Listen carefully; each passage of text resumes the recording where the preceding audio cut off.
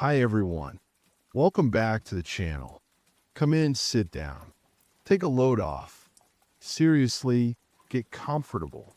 I think we all need it right now. It is December 26th, 2025.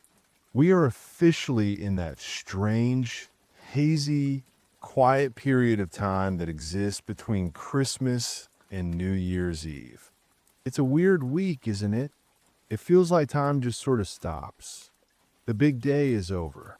The adrenaline of the build-up, the shopping, the wrapping, the cooking, the driving. It has all finally crashed. You might be feeling that specific kind of exhaustion right now. It's not a physical tiredness from running a marathon.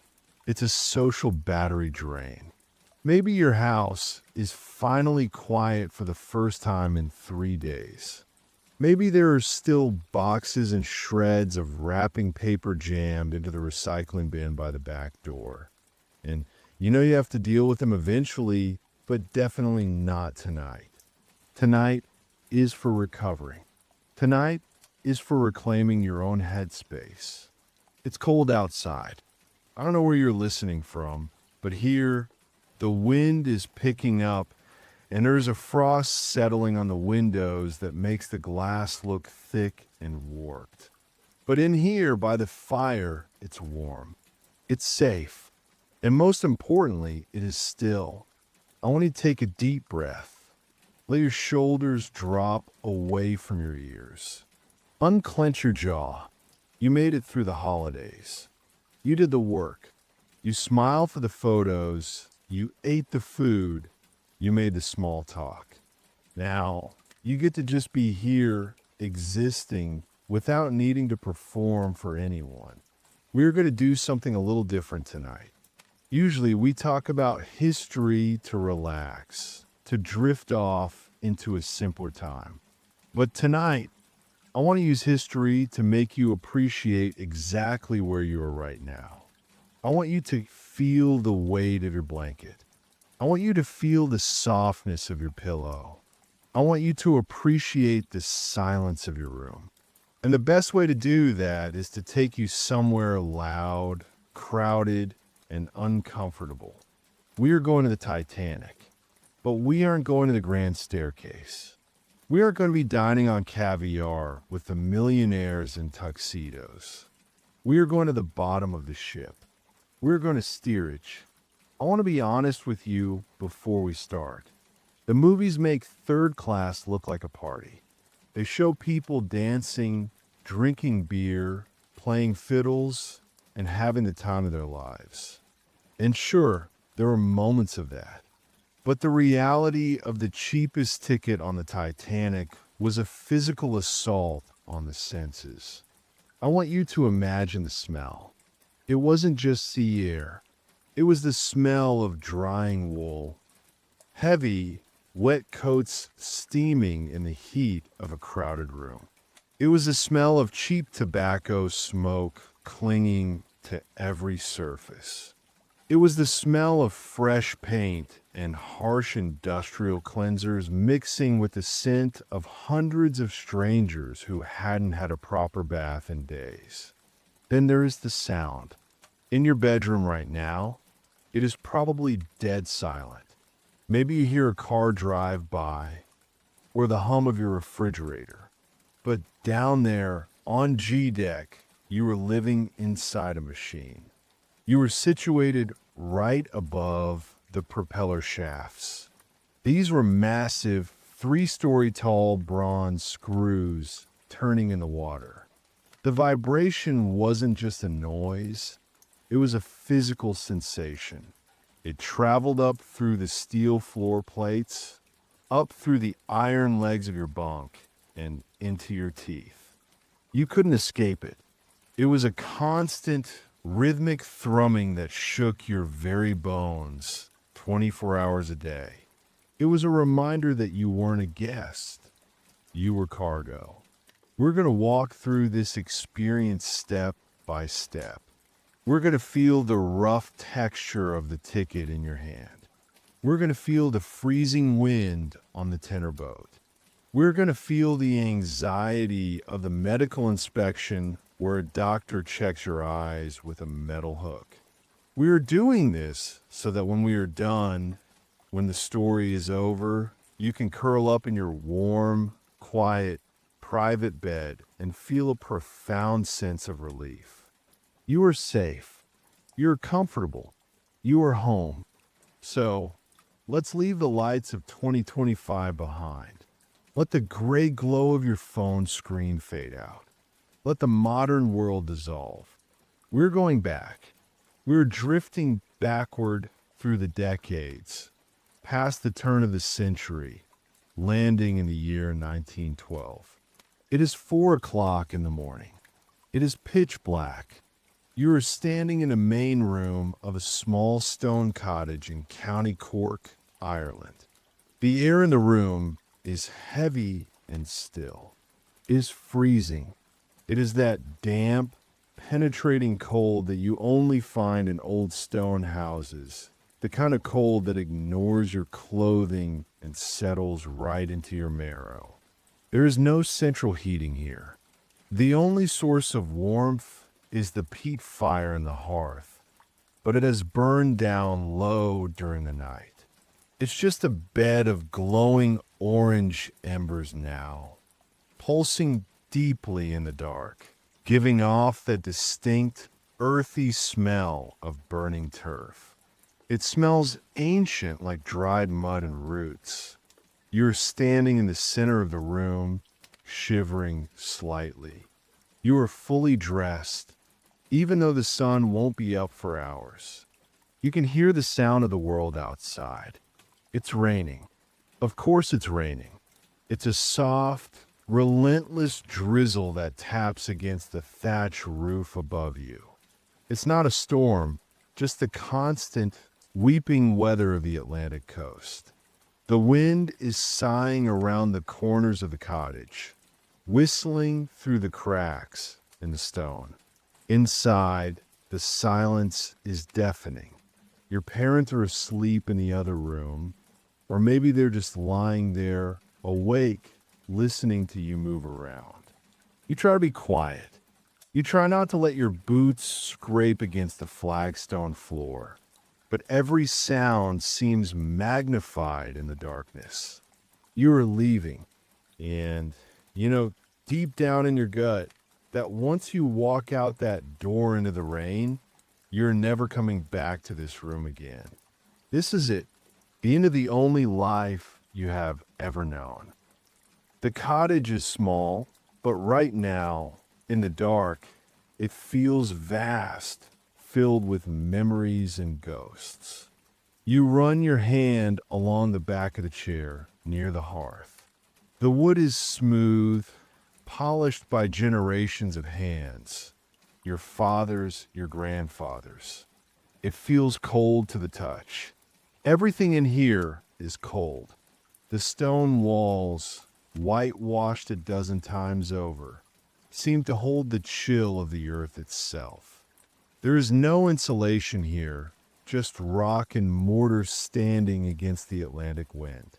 You can feel the draft moving across the floor, swirling around your ankles.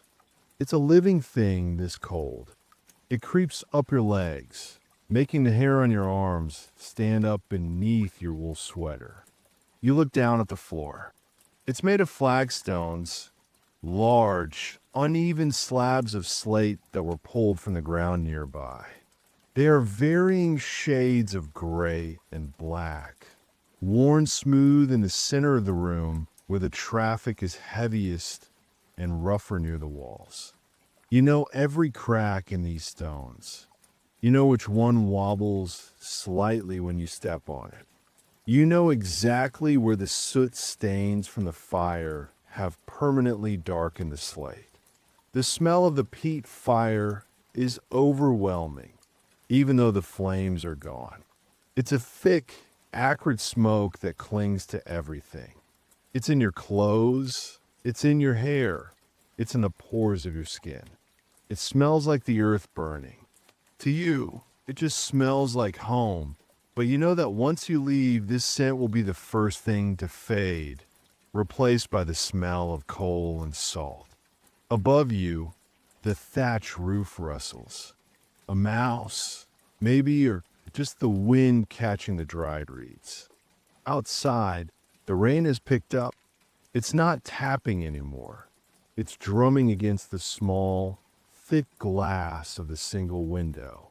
The window pane is distorted, full of bubbles and waves, making the darkness outside look like swirling water. You can hear the water dripping from the eaves into the mud puddle by the door. Plip, plip, plip. It is a rhythmic, lonely sound. The room is shadowed, lit only by the faint, dying orange glow from the grate. The dresser in the corner is just a hulking black shape, its shelves lined with the few pieces of willow-patterned china your mother owns. They glint faintly in the low light. This room is your entire world. It is the only space you have ever really known, and it feels incredibly small, yet impossible to leave. You reach into the breast pocket of your heavy tweed coat. Your fingers brush against something stiff and dry. You pull it out slowly, careful not to bend it. It is your ticket. This is the physical manifestation of your future. You move closer to the hearth, crouching down to catch the last of the firelight so you can see it. The paper feels strange in your hand. It's not like the soft, pulpy paper you might use for a letter. It is thick, fibrous, and slightly rough like cardstock. It has a yellowish tint to it, and it smells different than the room. It smells of chemicals, of industrial ink, of a city office far away from this muddy hillside. You hold it up. The ink is black and sharp, stamped with an authority that makes you nervous. White star line. The words are printed in a bold, serif font that looks unbreakable. Below that, in smaller type, Royal Mail Steamer Titanic. It looks official. It looks serious. There's a serial number stamped in red ink near the corner, a unique identifier that reduces you from a person to a statistic. And then there is the class designation. Third class. It doesn't say steerage on the ticket, but everyone knows what it means. It means the bottom. It means you go where they put you. Your thumb traces the edge of the paper. It's sharp. You can feel the texture of the fibers. This piece of paper is the most expensive thing you have ever held. It represents a contract. It promises to take you across an ocean that you have never seen, to a country you have only heard about in stories. It feels heavy in your hand, heavier than it should for a scrap of paper. You grip it tighter, terrified that you might drop it into the fire, terrified that a sudden gust of wind from the chimney might snatch it away. This is it. This is your key. Without this, you are just a farmhand in a dying village. With it, you are an immigrant. You are an adventurer. You fold it carefully, feeling the crease, and slide it back in your pocket, buttoning the flap to be absolutely sure. Let's talk about the price for a second. That ticket costs £7. Now, sitting here in 2025, £7 or $7 doesn't sound like much. It's a sandwich. It's a subscription to a streaming service. It is disposable income. But I need you to understand what £7 meant to you in 1912. This wasn't pocket change. This was a fortune. To scrape together £7, your family didn't just save up their spare coins. They altered the trajectory of their lives. Think about the cows in the field. A good milk cow might be worth a few pounds. To buy this ticket, your father might have had to sell livestock that the family relied on for milk and butter. He might have sold a calf that was meant to be next year's income. Or maybe this money came from years, literal years, of your older sister working as a maid in a manor house 3 towns over, sending back every shilling she didn't spend on soap. Every penny of that 7 pounds represents sweat. It represents back-breaking labor in the rain, digging potatoes, cutting turf, shearing sheep. It represents nights where your parents went to bed hungry so they could put a coin in the jar on the mantle. That is the weight you are carrying in your pocket. It's not just a fare for a boat ride. It is an investment by your entire community. They have bet everything on you. They have liquidated their assets, stripped their savings, and gambled it all on the idea that you can make it to New York, get a job, and send money back. You are their retirement plan. You are their hope. If you fail, if you get sent back, if you get sick, if you can't find work, you aren't just failing yourself. You are bankrupting the people who love you. The pressure is immense. You can feel it sitting on your chest, tighter than your wool coat. That 7 pounds is a shackle and a wing at the same time. It frees you from the poverty of the cottage, but it binds you to a debt of honor that will take you years to repay. You aren't just a passenger. You are a designated survivor. You have to make it. There is no plan B. There is no safety net. You look at the fire again, watching the embers pulse. You know the value of what you are carrying, and it scares you to death. They call what happened last night an American wake. I want you to sit with that term for a second. Awake. We usually reserve that word for the dead. We use it for a body lying in a coffin in the parlor, surrounded by candles and weeping relatives. But in Ireland in 1912, emigration was treated exactly like death. It was a funeral for the living. The neighbors came over last night. You remember the noise, the heat of the bodies packed into the small room, the smell of the strong poteen whiskey being poured into cups. They played music, a fiddle, maybe a tin whistle, but the tunes weren't the jaunty, happy jigs you hear in pubs today. They were slow. They were mournful. They were songs about leaving and never returning. People shook your hand differently last night. They gripped your shoulder with a kind of finality. They looked at you with pity and admiration, but mostly with a sense of loss. Because everyone in that room knew the math. They knew the reality of the Atlantic Ocean. You're going to America. You're going to New York or Boston or Chicago. You aren't going on a holiday. You aren't going on a gap year to find yourself. You are leaving because the land here cannot support you. And because a steerage ticket is a one-way purchase, the chances of you ever saving enough money to buy a return ticket, to take weeks off work, to come back across that ocean just to visit, are zero.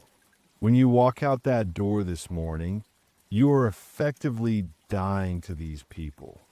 You will exist only in letters that take 3 weeks to arrive. Your voice will fade from their memory. Your face will age in photographs they will never see. If your mother gets sick, you won't be there. If your father passes away, you won't be at the funeral. You're becoming a ghost while your heart is still beating. That is what hung in the air last night. That heavy, suffocating realization that this isn't see you later. This is goodbye. And now that the neighbors are gone, and the whiskey is drunk, and the music has stopped, the silence that is left behind is louder than the party ever was. Now it is just the 3 of you, The fire is dead, just a pile of gray ash in the grate. The room is cold. Your mother is standing by the table. She's been awake all night. She looks smaller somehow, wrapped in her shawl. Her eyes are red, rimmed with pink from crying when she thought you weren't looking. But she isn't crying now. She is trying to be strong for you. She knows that if she breaks down, you might not have the strength to leave. She is fussing over small things, straightening the collar of your coat, brushing a piece of invisible lint off your shoulder. Her hands are rough, chapped from years of scrubbing clothes in cold water and working in the fields, but her touch on your cheek is the softest thing you have ever felt. She presses a small package into your hand. It's wrapped in a rag. It's food, some soda bread, maybe a hunk of cold meat. It's not enough to get you to America, but it's everything she has to give. You look at your father. He is standing by the hearth, staring at the dead ashes. He's a hard man. He has to be. You don't survive this life by being soft. He isn't a man who talks about his feelings. He doesn't have the vocabulary for it. But you can see the tension in his jaw. You can see the way his hands are clenched into fists at his sides, gripping the fabric of his trousers. He turns to look at you, and for the first time in your life, you see fear in his eyes. Not fear for himself, but fear for you. He nods, a sharp, jerky motion. That nod says everything. It says be good. It says work hard. It says I love you, and I am terrified I will never see you again. You hug your mother. It's a desperate, bone-crushing hug. You breathe in the smell of her, flour, peat smoke, and old wool. You try to memorize this smell. You try to stamp the feeling of her arms around you into your memory so deep that nothing can erase it. You pull away. The silence is unbearable now. If you stay for one more minute, you will never leave. You will throw the ticket in the fire and stay here and starve just to avoid this pain. But you can't. You have a ticket. You have the duty. You have to go. You turn to the door. It's a heavy wooden door made of planks that have swollen with the dampness. The iron latch is cold under your thumb. You press it down. Click. The sound is like a gunshot in the quiet room. You pull the door open. Immediately, the world attacks you. The wind rushes in, carrying rain that feels like ice. It swirls around the room, blowing the dust across the floor, disrupting the stillness of the cottage. The candle on the table flickers and almost dies. Nature is indifferent to your heartbreak. It is just wet and cold and dark. You step over the threshold. Your boot sinks into the mud outside. The rain hits your face instantly, plastering your hair to your forehead. It's a shock to the system, a physical slap that wakes you up from the emotional trance. You hoist your suitcase, a battered thing held together with hope and rope, onto your shoulder. You take one step, then two. The mud sucks at your heels, trying to hold you back. The wind pushes against your chest, try to shove you back inside. Every element is fighting you. You walk down the small garden path, past the stone wall where you used to play as a child. You reach the gate. This is the moment. The urge to turn around is a physical pain in your stomach. You want to look back. You want to see the light in the window one last time. You want to see their silhouettes standing in the doorway, watching you go.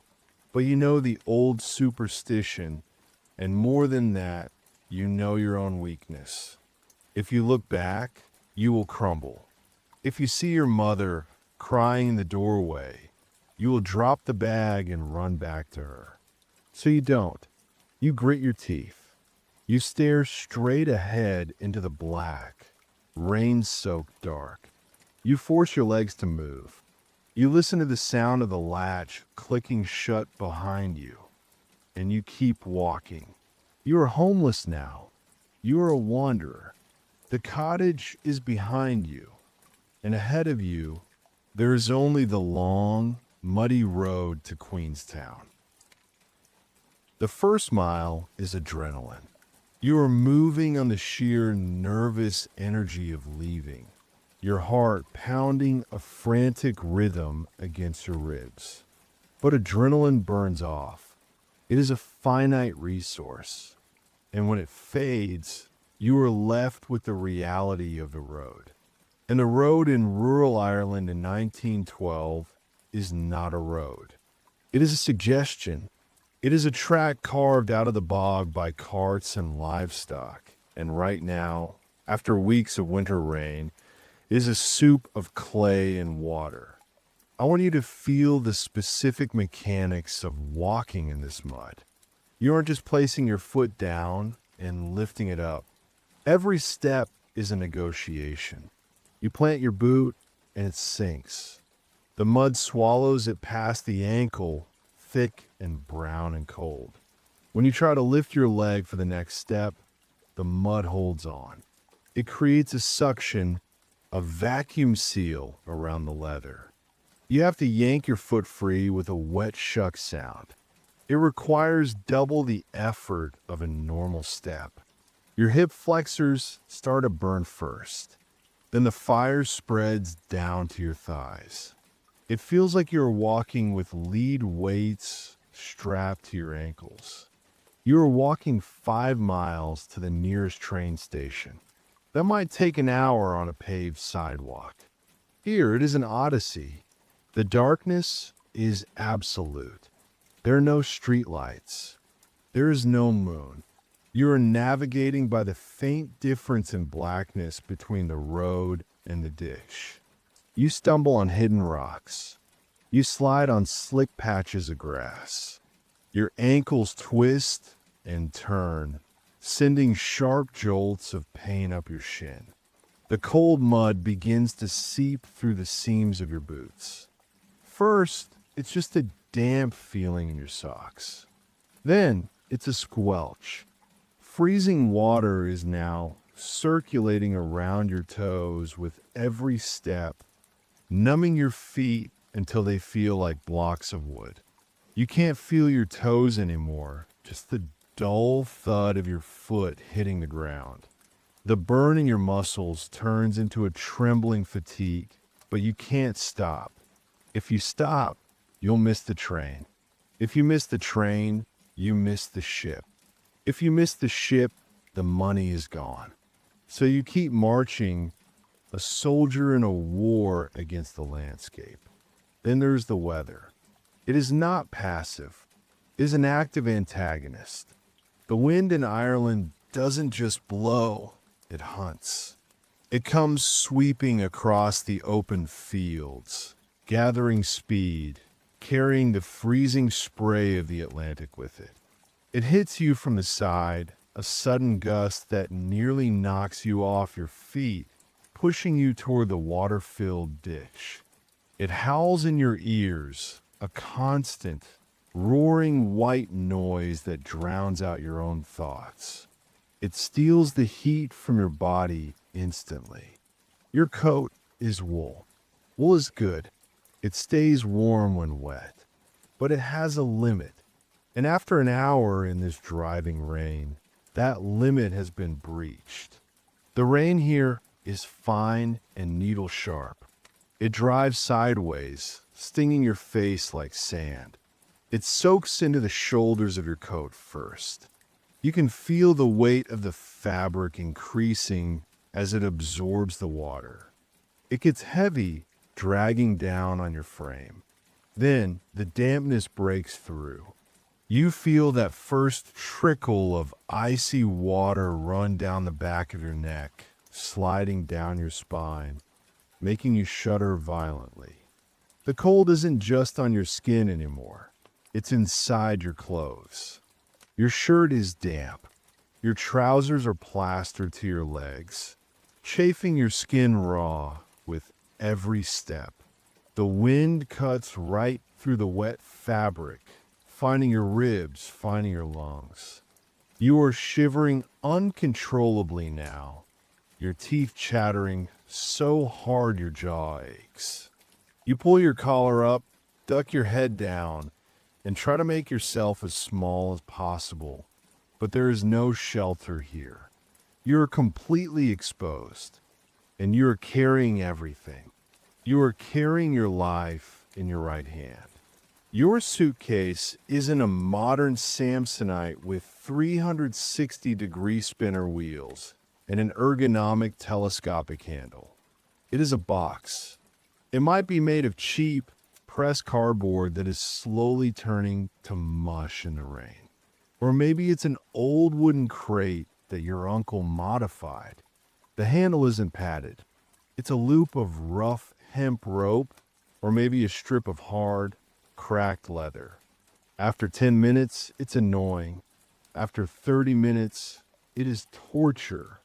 The rope digs into the soft flesh of your palm. It bites into the creases of your fingers. It pinches the skin, cutting off the circulation until your hand goes white and numb. Then the feeling comes back as a throbbing, searing pain. You switch hands. You move it to your left. The relief lasts for maybe 2 minutes before the left hand starts to scream. You switch back. You try carrying it on your shoulder, but the sharp corner of the box digs into your collarbone, bruising the skin. You try hugging it to your chest with both arms, but it's too bulky and it throws off your balance in the slippery mud. Think about the weight. What is inside? Not just clothes. You have your best shirt folded carefully. You have a pair of sturdy boots. But you also have the tangible pieces of your identity. Maybe it's a family Bible, heavy and bound in leather. Maybe it's a few tools, a hammer, a chisel, because you heard a carpenter can find work in America. Maybe it's a jar of jam your mother made, a heavy glass weight that is bruising your hip as it bangs against your side. Every ounce of that weight is dragging on your arm, pulling your shoulder out of its socket. The muscles in your forearm are rock hard, cramping in the cold. Your grip strength is failing. Your fingers feel like frozen claws, locked into a permanent hook shape around that handle. You want to drop it. God, you want to drop it so bad. You want to leave it in the mud and just walk free. But you can't. That box is your survival. That box is your future. So you grit your teeth, you adjust your grip on the bloody rope, and you take another step into the dark. You stand on the platform of the small rural station. The walking is done. Your legs are trembling, vibrating with that strange mixture of exhaustion and relief that comes after a physical ordeal. You drop your suitcase on the wet concrete. The sound of the rope handle hitting the ground is heavy and dull. You flex your fingers, watching them uncurl slowly, pale and stiff like claws that have forgotten how to be hands. You rub the circulation back in your palms, wincing as the blood returns with a prickly, stinging heat. The rain is still falling, but here, under the overhang of the station roof, you are dry for the first time in hours. Then, you hear it. A low, mournful whistle cuts through the sound of the wind. It echoes off the wet hills, a lonely, mechanical scream. Then comes the vibration. You feel it in the soles of your boots before you hear it. The ground hums. The water in the puddles on the track begins to ripple. and then the machine appears around the bend. It is a black iron monster, a dragon of steam and steel, belching thick gray smoke into the gray sky. It is terrifyingly loud. The brakes screech, metal grinding on metal, a high-pitched shriek that makes you cover your ears. The train hisses, venting steam that swirls around the platform, obscuring your vision in a hot, white cloud. You look for a door. You look for a conductor in a nice uniform to help you with your bag. But this isn't that kind of train. This is the Immigrant Special. It is a dedicated train commissioned by the White Star Line to collect human cargo from across the country and funnel them to the port. You find your carriage. It doesn't look like the ones in the pictures. It looks utilitarian. It looks severe. The exterior is painted a dark, flat color, maybe a maroon or a forest green that has been dulled by years of soot. There are no gold leaf accents here. The windows are small and high. It looks less like a passenger car and more like a cattle car that has been hastily converted for human use. The door is heavy, a sliding wooden slab that rumbles on an iron track. There is no welcoming committee. There is just a gap between the platform and the train that looks hungry. You grab your suitcase, the rope biting into your raw hand again, and you swing it up. You grab the cold iron rail, pull yourself up the high steps, and cross the threshold. You're entering the system now. You're no longer a person walking a road. You are a unit of transport. The moment you step inside, the air hits you. It is a physical wall of scent. You have to understand the chemistry of this room. You are stepping into a wooden box that is roughly 40 feet long and 8 feet wide. And inside this box, there are 50 other people. And every single one of those 50 people has just walked miles in the rain. They are all wearing heavy, homemade wool coats. Have you ever smelled wet wool? It has a distinct animal odor. It smells like a wet dog, musky and damp. Now multiply that by 50. It is a thick, humid heaviness that coats the back of your throat. But it's not just the wool. It's the peat smoke. Every person in here has come from a cottage just like yours. Their clothes have been cured in turf smoke for years. So there is this underlying layer of acrid, burning earth mixed with the dampness. And then there is the humanity of it. There is no deodorant in 1912. There are no daily hot showers in rural Ireland. These are bodies that have been working hard, sweating in layers of clothing, and now they are packed shoulder to shoulder in a confined space. The windows are steamed up completely. The condensation is running down the glass in rivulets. The air is so thick with moisture that your own clothes, which were starting to dry, feel damp again immediately. You find a spot on a bench.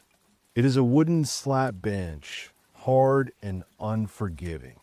You squeeze in between a large man who smells of pipe tobacco and an old woman clutching a rosary. There is no personal space. Your knee is pressed against the knee of the person facing you. Your shoulder is jammed against the shoulder of the man next to you. You can feel his warmth. You can feel him breathing.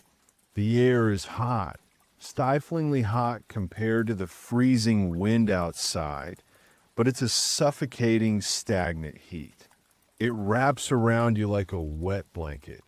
You try to take a deep breath, but the air feels used.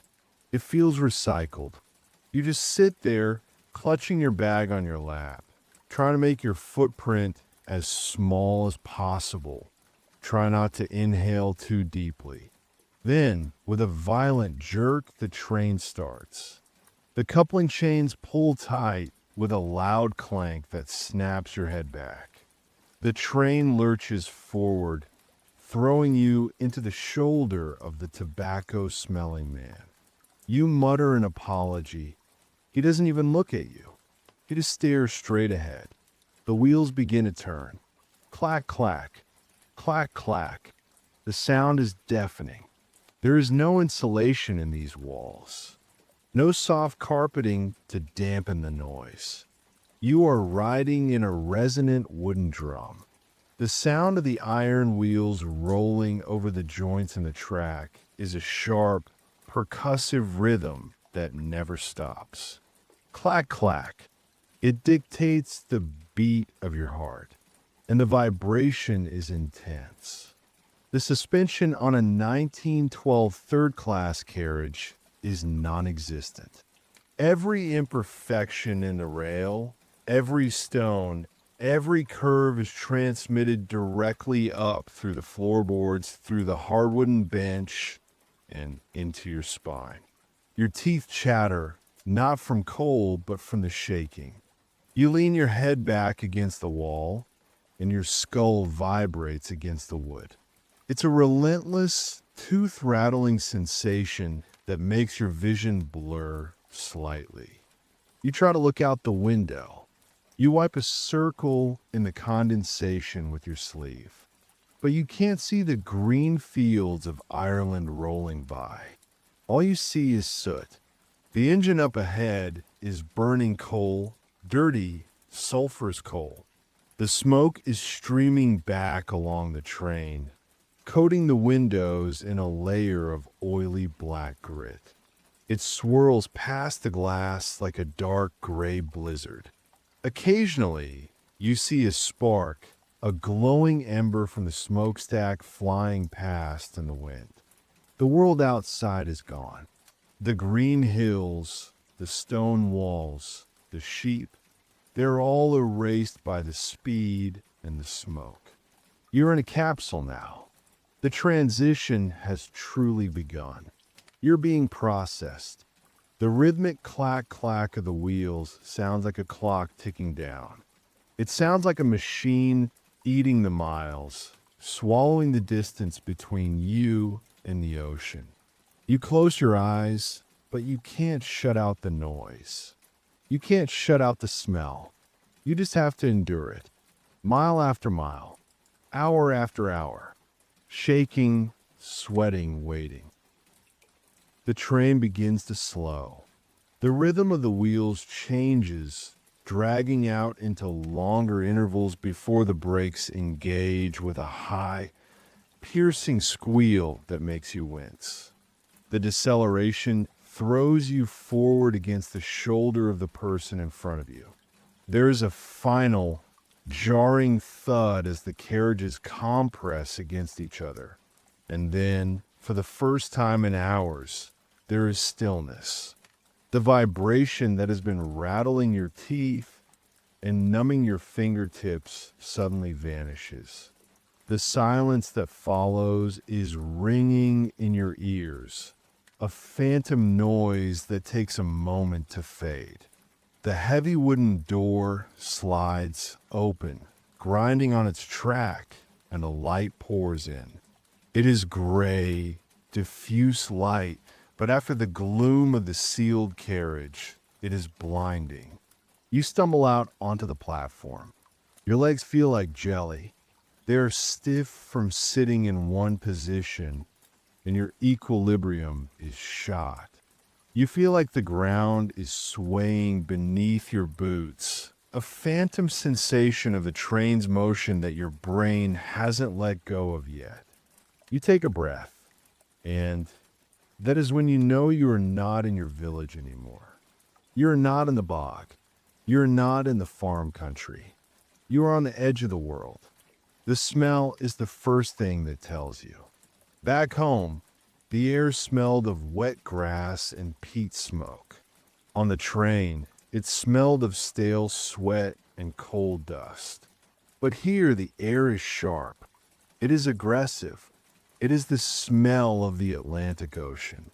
It is a complex, layered scent of salt spray, rotting seaweed, dissolved minerals, and fish. It stings the inside of your nose. It tastes metallic on your tongue. It is a cold, cleansing scent that cuts right through the humidity of the crowded train car. But it's not pure.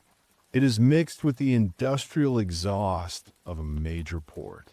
You smell tar, hot, sticky tar used to seal the hulls of ships. You smell the sulfur of thousands of tons of coal being burned in the harbor. You smell the raw, untreated sewage of a busy town. It is a sensory collision of the natural and the man-made, a signal that you have entered a place of commerce, industry, and transit. You grab your suitcase. The handle feels even worse now, biting into the raw blister that formed during the walk. You join the river of people flowing toward the exit. You don't really have a choice in direction. You are just a drop of water in a flood of humanity. There are hundreds of people pouring off this train, and hundreds more already on the platform. It is a chaotic, shoving mass of tweed and wool. You're jostled from every side. An elbow catches you in the ribs. A heavy boot steps on your heel.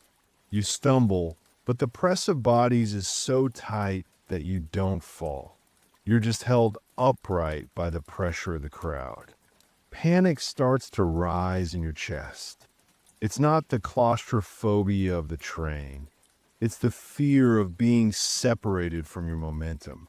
You clutch your ticket in your pocket with your free hand, terrified that a pickpocket might snatch your future away in the crush. The noise is overwhelming. It's a wall of sound. Shouting porters, crying babies, the rumble of cart wheels on cobblestones, the distant blowing of steam whistles. It is a language of urgency. Everyone here is moving with a desperate purpose. Everyone is late. Everyone is anxious. As you spill out of the station and onto the street that leads to the water, you are assaulted by commerce. This is the last stop. This is the last chance for the locals to extract a penny from the immigrants before they leave forever. The street is lined with hawkers, men and women with desperate eyes and loud voices, shoving wares in your face. Lemons, lemons for the sickness. A woman shouts, thrusting a basket of bright yellow fruit at you. The color is shocking against the gray stone of the buildings. You'll need him. The bile will take ye. She isn't selling a snack. She is selling a medical necessity. Everyone knows the stories of seasickness. Everyone knows the horror of the heaving Atlantic. The lemon is a folk remedy, a talisman against the nausea that awaits you. You see a young man next to you fumble with his coins, handing over a precious penny for a piece of fruit he doesn't want to eat, just to have some control over his fate. Other hawkers are selling scapulars, rosary beads, small icons of Saint Christopher, the patron saint of travelers. They are selling salvation. They are selling luck. Don't go without the blessing. The ocean is a graveyard, they scream. It is predatory, but works. You feel the urge to buy. You feel the urge to armor yourself with anything that might keep you safe. But you keep your head down. You keep your hand on your money. You can't afford lemons. You can't afford saints. You have to save every farthing for America. The crowd surges forward, pushing you down the sloping street. And then, suddenly, the buildings on your right fall away. The claustrophobic tunnel of the town opens up, and you stop dead in your tracks. The person behind you curses and shoves you, but you don't move. You can't. There it is, the ocean. If you grew up in a landlocked county, if you spent your life surrounded by green hills and stone walls, this sight is incomprehensible. It doesn't look like water. It looks like a living, breathing entity. It is vast. It stretches out to the horizon, a flat, gray sheet of hammered metal that merges with the sky until you can't tell where the water ends and the clouds begin. It is not the pretty blue water of a painting. It is the North Atlantic in April. It is dark, angry, and cold. The scale of it makes you feel instantly insignificant. Your village, your farm, your family, they all feel tiny and fragile against this massive, indifferent backdrop. You watch the water chopping against the stone quay.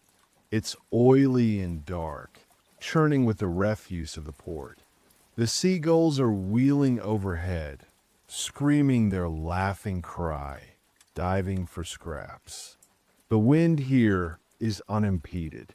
It hits you with the full force of 3,000 miles of open water. It tears at your coat, whips your hair into your eyes, and chills the sweat on your neck. You look out past the harbor walls, out to the open sea. That is where you're going. You're going to step off the solid earth, the earth that has supported every human being you have ever known, and trust your life to that gray void. The American wake suddenly makes perfect sense. This isn't a journey, it's a disappearance. You're standing on the edge of a cliff, and in a few hours, you're going to jump. The fear is cold and hard in your stomach, heavier than the breakfast you didn't eat. But the crowd pushes you again.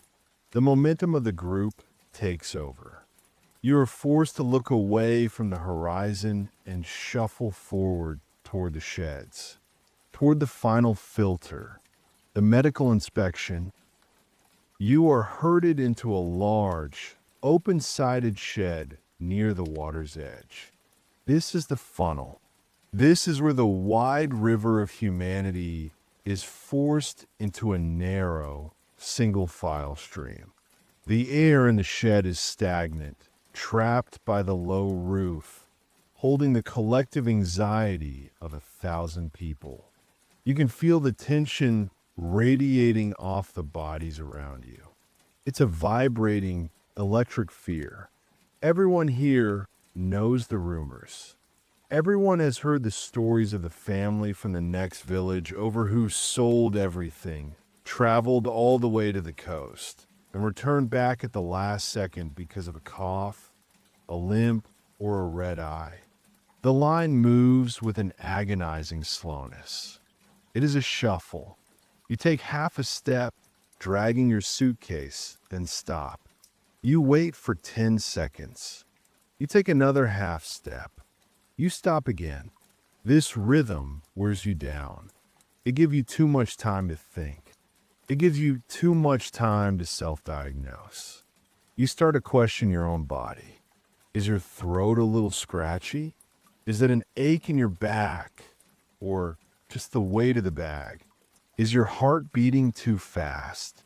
You start to sweat, not from heat, but from a cold, creeping dread that you might be harboring some invisible defect that is about to ruin your life. At the front of the line stands a doctor. He is the gatekeeper.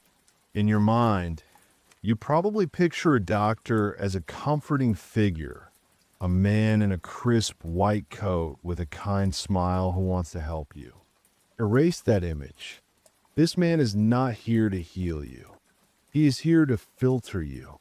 He is a government functionary performing a repetitive industrial task. He looks exhausted. His face is gray and drawn, his eyes bored. He has looked at 500 people today. and he will look at 500 more before he goes home.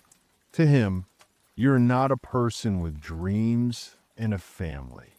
You are a potential health code violation. Look at his code. It isn't white.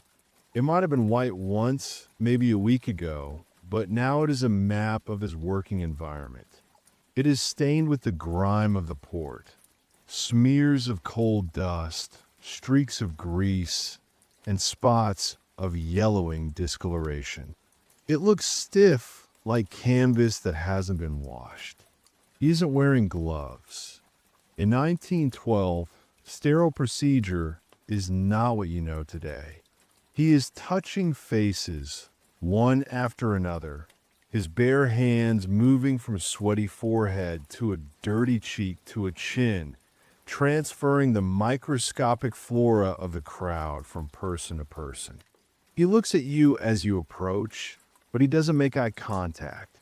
He looks at you, scanning your posture, looking for a hunch, a limp, a sign of weakness. You straighten your spine until it hurts. You puff out your chest. You try to look like the healthiest, strongest farmhand in the history of Ireland. You try to project vitality, terrified that if you slouch, he will send you back to the mud. You are standing in front of him now. The distance is closed. You can smell him. He smells of stale tobacco, harsh carbolic soap, and the sour breath of a man who has been drinking too much coffee. He doesn't say hello. He doesn't ask your name. He just reaches for the tool on the table beside him. It is a button hook. It is a simple, everyday instrument made of steel, designed to loop around the tiny buttons on a pair of ladies' boots to pull them through the eyelets. It has a wooden handle, worn smooth by use, and a thin, curved metal hook at the end. It looks like a crochet needle or a dental pick. It is cold. It catches the gray light of the harbor, gleaming with a dull, malevolent shine. He isn't using it for boots. He is holding it like a pencil, poised to invade your body. He steps into your personal space. He is too close. You want to flinch, you want to pull your head back, but you freeze. You know that if you pull away, it looks suspicious. You have to submit. He reaches up with his left hand and grabs your chin, his fingers digging into your jaw to hold your head steady. His skin is rough and calloused. With his right hand, he brings the hook up to your face. You see the metal tip coming toward your eye. It comes closer and closer until it blurs out of focus, becoming a massive, dark shape obscuring your vision. The metal touches the delicate skin of your lower eyelid. It is freezing cold. The shock of the temperature makes you want to blink, but his grip on your jaw is iron. He slides the hook under your upper eyelid. You feel the pressure against your eyeball, a terrifying, unnatural sensation of a foreign object sliding between your lid and your lens. Then with a practiced, callous flick of his wrist, he twists the tool. Your eyelid is forcefully flipped inside out. The muscle resists, but the metal wins. The soft, pink inner membrane of your eye is exposed to the cold, salty air of the port. It burns. It stings. Your vision goes watery and blurred as your eye frantically produces tears to wash away the assault. He leans in, peering closely at the exposed red flesh. He is looking for trachoma. It is a highly contagious bacterial infection that causes roughness on the inner eyelid. It leads to blindness. It is the number one reason for rejection at Ellis Island. If he sees granules, if he sees inflammation, your journey ends right here on the dock. Time stretches. The second that your eyelid is inverted feels like an hour. You are blind in one eye, staring helplessly at the doctor's stained coat with the other, tears streaming down your face. You hold your breath, your heart hammering against your ribs like a trapped bird. You wait for him to say something. You wait for the grunt of disapproval. You wait for the sentence. Then, just as quickly, he flicks the hook back. Your eyelid snaps back into place, raw and aching. He does the other eye. The same cold metal. The same violation. The same burning exposure. He wipes the hook on a rag that looks like it has cleaned 1,000 eyes before yours. The exam is over. Now comes the judgment. This is the moment that haunts your nightmares. The doctor reaches into his pocket. He pulls out a piece of chalk. In the immigration world, chalk is the weapon of mass destruction. If he marks your coat, you are finished. There is a code, a secret language of failure written in white dust. An H for heart problems, an L for lameness, an X for mental defects, an E for eyes. If that chalk touches the shoulder of your wool coat, the dream is dead. Imagine what that means. It means you are pulled out of the line. You are separated from the herd. You are not allowed to board the tender. You are left standing on the dock with your suitcase while the ship sails away without you. But the tragedy isn't just missing the boat. It is the return. You have to walk back to the train station. You have to spend some of your last pennies on a ticket back to the village you just left. You have to walk back up that muddy road to the cottage. You have to open the door and face your parents. You have to tell them that the cows they sold, the savings they drained, the sacrifices they made, it was all for nothing. You have to tell them you failed. You are not the savior of the family. You are a burden again. You are broken, and marked. The doctor looks at you. He spins the chalk in his fingers. He looks at your coat. Your breath catches in your throat. You are praying to a God you haven't thought about in hours. Please don't write on me. He drops the chalk back in his pocket. He grunts and jerks his head toward the gangway. Move on, he mumbles. The relief is so sudden, so violent, that your knees almost buckle. It feels like a physical weight has been lifted off your shoulders. You didn't get the mark. You passed. You are healthy. You are allowed to proceed. You stumble forward, wiping the tears from your eyes, clutching your ticket. You don't look back at the doctor. You don't look back at the people behind you who might not be so lucky. You just move. You walk toward the water. You are clear, but the fear of that chalk, the phantom sensation of that cold metal hook in your eye, will stay with you for the rest of your life. You have survived the gauntlet. Now, you face the ship. You walk away from the shed, your heart still racing from the adrenaline of the inspection. You follow the crowd toward the edge of the pier, but you aren't walking onto the Titanic. The ship is too big to dock here.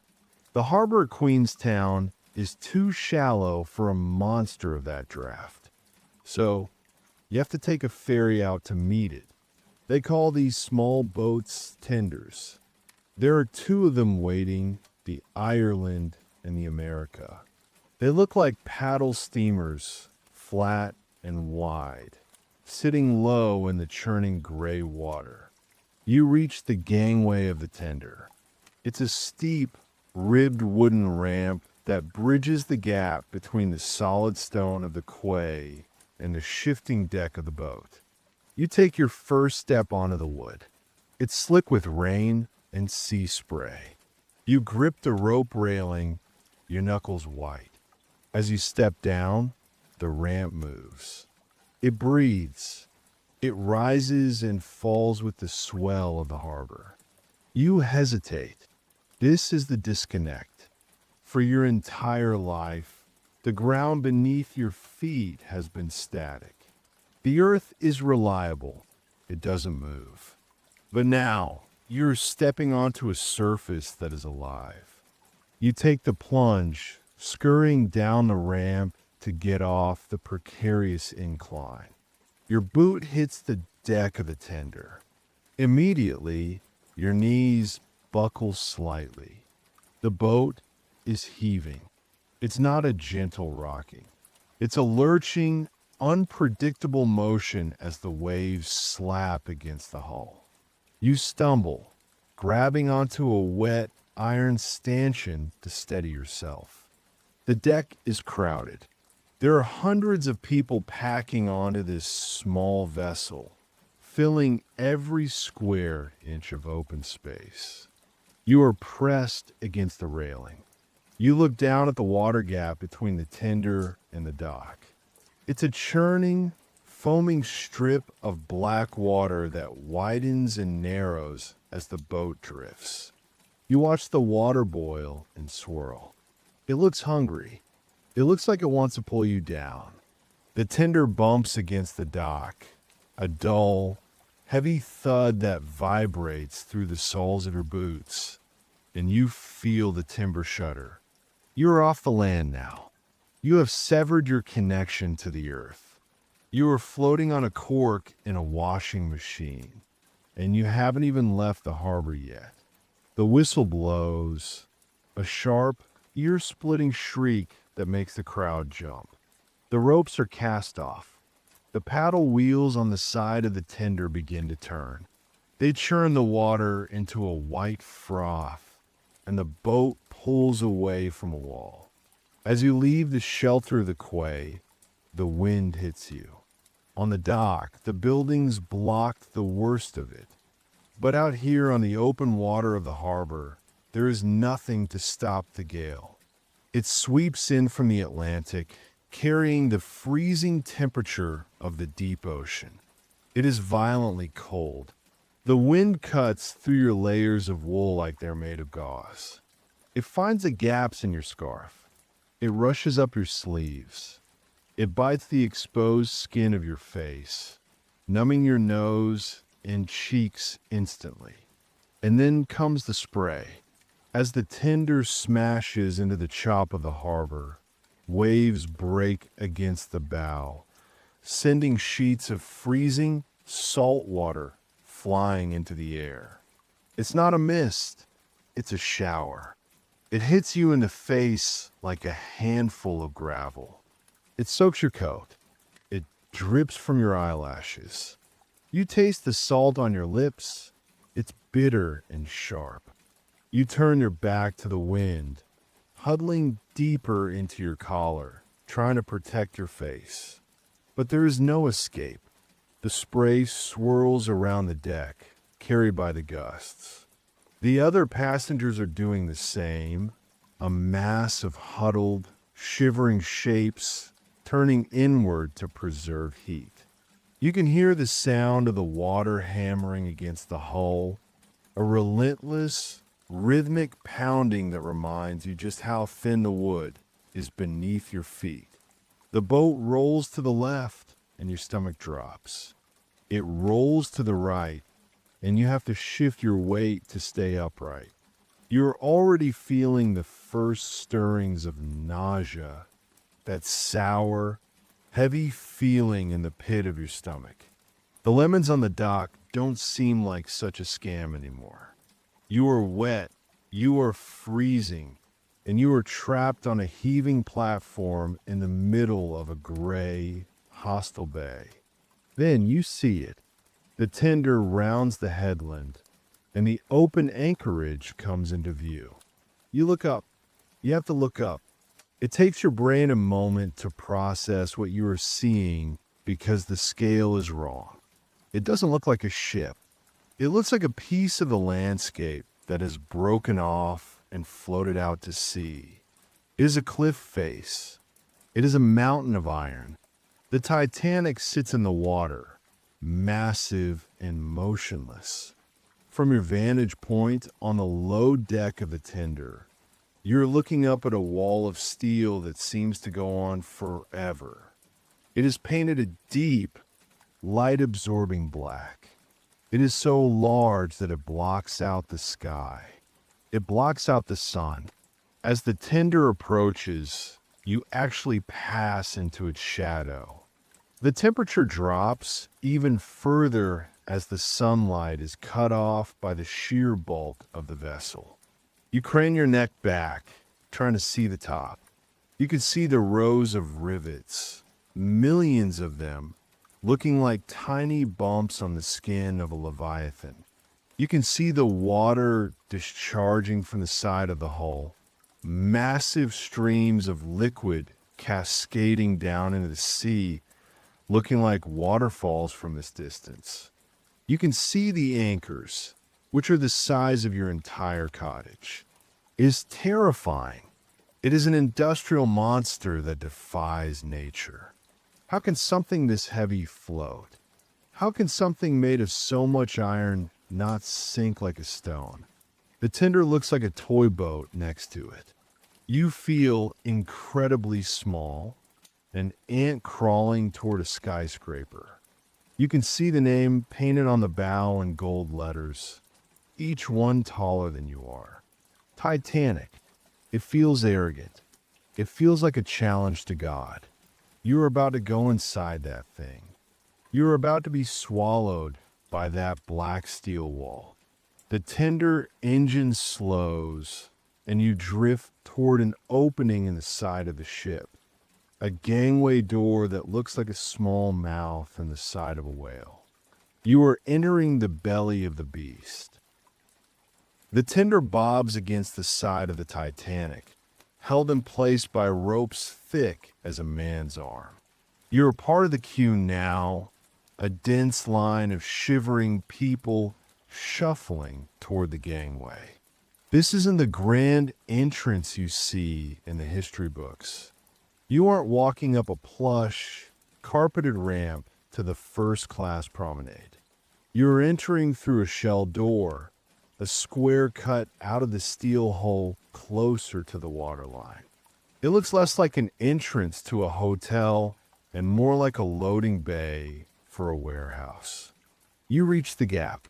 A short, reinforced gangway bridges the few feet of open water between the small boat and the Leviathan. You step onto it. The wood of the tender was soft and yielding, but this gangway is rigid. As you cross the threshold, the sound of your footsteps changes instantly. On the tender, it was a dull thud against wet timber. Here, your hobnailed boots strike steel. It is a sharp, ringing report. Every step sends a clear, hard note echoing off the hull walls. You look down through the gap between the ramp and the ship. Far below, in the dark, narrow crevice between the two vessels, you can see the ocean churning, black and angry, slapping against the metal plates. It's a reminder of the depth, of the violence of the water you are leaving behind. You take the final step, crossing the lip of the door, and place your foot on the deck of the Titanic. You are inside. The moment you cross that threshold, the world changes. And the first thing that hits you, the thing that overrides your vision, your hearing, and your sense of touch, is the smell. You have spent the last 12 hours breathing the air of the Irish coast. That air was organic. It was defined by rotting kelp, by wet earth, by rain, by the manure of horses on the streets of Queenstown, and by the biting, saline purity of the Atlantic wind. It was a smell of nature, chaotic and raw. But the air inside the Titanic is completely artificial. It is a sealed environment, and the scent is dense enough to taste. It hits you like a physical wave. The primary note is paint. Thousands upon thousands of gallons of fresh, white lead paint. It is still curing. It has that sharp, sweet, chemical tang that pinches the bridge of your nose. It smells clean, but aggressively so. It smells like a hospital or a laboratory. Beneath the paint, there is the smell of varnish. The wood paneling, the benches, the trim, it has all been coated in layers of lacquer that are still gassing off in the enclosed space. It is a rich, resinous smell, heavy and intoxicating. And there's the floor. You're standing on linoleum. In 1912, this was high-tech flooring. It's made from solidified linseed oil, pine rosin, ground cork dust, and burlap. It has a very specific, oily, dusty odor. It smells like a school hallway or an old library, but amplified by the fact that it is brand new. It hasn't been walked on by thousands of feet yet. It is pristine, and it gives off a rubbery, industrial scent that coats your tongue. And underneath all of that, under the paint, the varnish, and the linoleum, is the smell of the beast itself. Coal. It is everywhere. It is a faint, sulfurous background radiation. Even though the boilers are hundreds of feet away, the smell of burning coal dust permeates the steel structure. It mixes with the smell of hot lubricating oil, the kind used on heavy machinery. It smells like a garage. It smells like a foundry. It is the scent of power, of combustion, of fire contained within iron. This combination of smells, paint, linoleum, and coal creates an atmosphere that feels completely alien to a farmer from Cork. It smells expensive, yes, but also smells sterile and dangerous. It is the smell of a machine that has been built to conquer nature, and it suffocates the fresh sea air you were breathing just seconds ago. You are standing in a vestibule, a holding area inside the shell door. You look around. The walls are white, not a soft, creamy white, but a stark, clinical, high-gloss enamel white.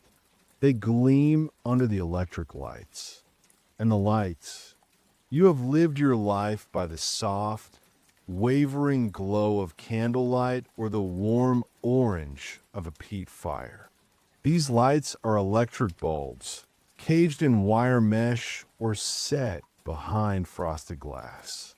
They buzz with a low-frequency hum. They cast a light that is steady, unblinking, and mercilessly bright. It banishes the shadows. It illuminates every speck of dust on your coat, every smudge of dirt on your hands. You look at the ceiling. It is low. You can see heavy steel beams running across it, painted that same thick white. You can see pipes, red pipes for fire suppression, white pipes for steam, black pipes for waste, running along the walls like arteries. This doesn't feel like a ship. A ship, in your mind, is wood and canvas and rope. This feels like the inside of a factory. You feel like you have been swallowed by a massive industrial plant. The scale of the engineering is oppressive. You touch the wall next to you. It is cold steel painted over. It vibrates slightly against your fingertips, a subtle, high-speed trembling that tells you the dynamos are running somewhere deep below. You realize, with a sudden clarity, that you are no longer in control of your environment. In the cottage, you could open a window. You could walk out the door. Here, you are enclosed in a steel box. You are a component in a system. The architecture is designed for efficiency and containment, not for comfort. The rivets that line the walls look like stitches holding a wound closed. The watertight doors you see in the distance look like bank vaults. You're safe from the wind, yes. You're safe from the rain. But you have traded the hostility of the elements for the indifference of a machine. You pick up your suitcase, the sound of the rope handle straining against the weight seeming loud in the echoing corridor, and you begin your walk into the maze. The sunlight is gone. The fresh air is gone. There is only the white steel and the electric hum. You move deeper into the ship. You leave the loading area and step into the main artery of the third-class section. This is where the reality of your accommodation truly sets in. In your head, you might have pictured a ship like a house, a series of cozy rooms connected by hallways. But the Titanic is not a house. It is a floating city, and you are in the subway tunnels beneath it. You are now walking down a corridor that seems to have no beginning and no end. It stretches out ahead of you, a perfect tapering point of perspective that vanishes into the distance. The walls are made of steel plates, riveted together with heavy iron bolts that have been painted over. And everything is white. It is an aggressive, blinding white enamel. It reflects the electric light with a harsh, glossy shine that makes you squint. After the gray darkness of the Irish morning and the gloom of the train, this brightness is an assault. It feels like you have walked inside a light bulb. There are no shadows here to hide in. There is no softness. The floor is a checkerboard of red and white linoleum tiles, laid down with mathematical precision. Your eyes try to find a focal point, but there is nothing to grab onto. It is just white walls, tiled floors, and the rhythmic spacing of the support beams. Every 10 feet, there is a heavy steel rib protruding from the wall, also painted white. It creates a strobe-like effect as you walk past them. The uniformity is disorienting.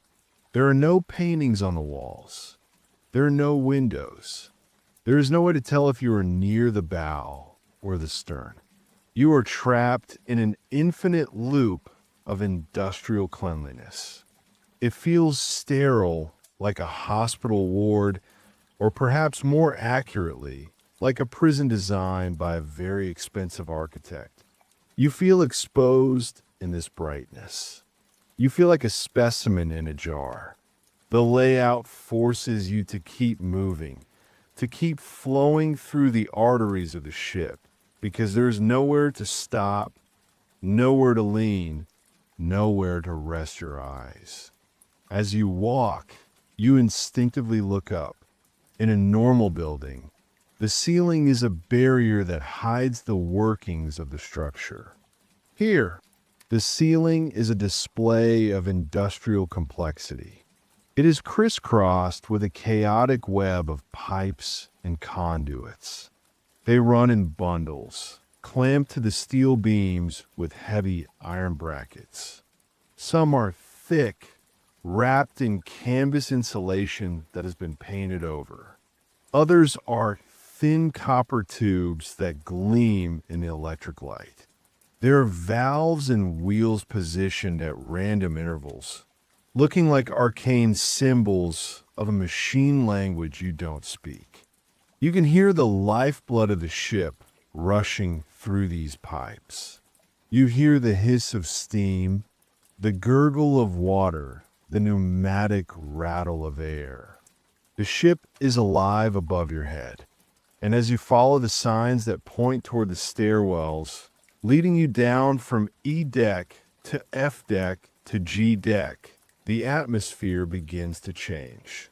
The air gets heavier. In the upper vestibule, It was cold from the open door. But here, deep in the hull, the temperature is rising. It's not a natural heat like the sun. It is a dry, radiated heat that comes from the friction of machinery and the burning of coal. You're getting closer to the heart of the beast. The boiler rooms are not far away. The engines are below you. You can smell the change in the air. It tastes metallic. It dries out the back of your throat. You start to unbutton your heavy wool coat. The sweat begins to prickle on your forehead again, but this time it's not from exertion. It's from the environment. The ventilation grates on the wall hum with a low, constant drone, pushing recycled air into the corridor. It feels oppressive, like the ship is breathing on you. You realize that you are descending below the waterline. The ocean is now above your head. You are walking into the deep, enclosed in a steel bubble that is getting hotter and tighter with every flight of stairs you descend. The comfortable, open world of the surface is gone. You are a subterranean creature now. And then you get lost. It happens quickly. You're following a steward, or maybe just a group of people who look like they know where they're going, but then the crowd splits. You turn left when you should have gone straight. Suddenly, you are alone in a corridor that looks exactly like the one you just left. The same white walls, the same red and white floor, the same pipes overhead, but the numbers on the doors are wrong. You're looking for room 57, but these doors say 102, 104, 106. Panic flares in your chest. It's a primal, childish fear of being abandoned. You spin around, looking for a landmark, but there are no landmarks. Every junction looks identical. It is a labyrinth of steel. You start to walk faster, your boots ringing loudly on the linoleum. The sound of your own footsteps echoes back to you, mocking your confusion. It sounds like someone is following you, but when you stop, the silence is absolute, save for the hum of the lights and the vibration of the floor. You see a sign, but it's confusing. Arrows point in 3 directions. To dining saloon, to lavatory, to berths. You don't know the layout. You don't have a map. You're just wandering in the belly of a whale. You pass other passengers who look just as lost as you. A family from Sweden stands at a crossroad, arguing in hushed tones, pointing at a piece of paper. You pass an Italian man sitting on a suitcase, head in his hands, overwhelmed by the sheer scale of the place. We are all rats in a maze, scurrying through these white tunnels, looking for our designated holes. The feeling of isolation is profound. Despite being on a ship with 2,000 people, the design of the corridors cuts you off. You feel small. You feel insignificant. You realize that if you shouted for help, your voice would just bounce off the hard enamel surfaces and die. You are at the mercy of the architecture. You grip your ticket tighter, checking the number again, praying that around the next identical white corner, you'll find your place. The confidence you feigned at the medical inspection is gone. You are just a confused traveler, deep underwater, wandering through the endless, bright, hot guts of the greatest machine ever built. Finally, the numbers on the doors start to make sense. You follow the sequence, 30, 32, and there it is. F34. It looks exactly like every other door in the corridor, a slab of white painted steel with a heavy brass handle and a raised metal number plate. You stop in front of it. This is your destination. This is the coordinate you have been traveling toward since you left the cottage this morning. You take a breath, wiping your sweaty palm on your trousers so you can grip the knob. You turn it. The latch disengages with a heavy, mechanical resistance, and you push the door open. You step inside, and your heart sinks. If the corridor felt like a factory, this room feels like a closet. It is shockingly small. It is maybe 6 feet by 6 feet. You could lie down on the floor and touch opposite walls with your head and feet. And in this tiny white cube, they have crammed 4 beds. They are arranged in 2 tiers, upper and lower bunks, bolted directly to the steel walls. There's almost no floor space. Between the bunks, there's a narrow aisle, barely wide enough for one person to stand. If you want to turn around, you have to coordinate with the room's geometry. But the room isn't empty. You aren't the first one here. 2 men are already inside. One is sitting on a lower bunk, his knees pulled up to his chest to make room. The other is standing in the corner, trying to shove a canvas bag under the bed.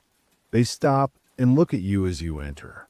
This is the specific, excruciating social torture of steerage travel. You're about to share a space smaller than a prison cell with total strangers for a week. You don't know them. You don't know if they snore. You don't know if they're clean. You don't know if they are thieves. There's a moment of silence. It is thick and awkward. You nod. It's a tight, quick nod, the universal male signal of, I am here, I am harmless, let's just get through this.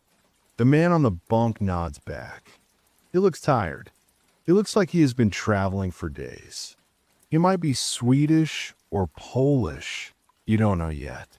You might not share a language, but you share this proximity.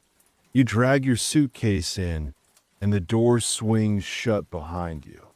The air in the room instantly feels used. With 3 bodies in this tiny volume, the oxygen feels thin, and the heat radiates from everyone's coats. You squeeze past the man standing up, murmuring an apology as your coat brushes against his. You find the empty top bunk. It is high. It is narrow. It is yours.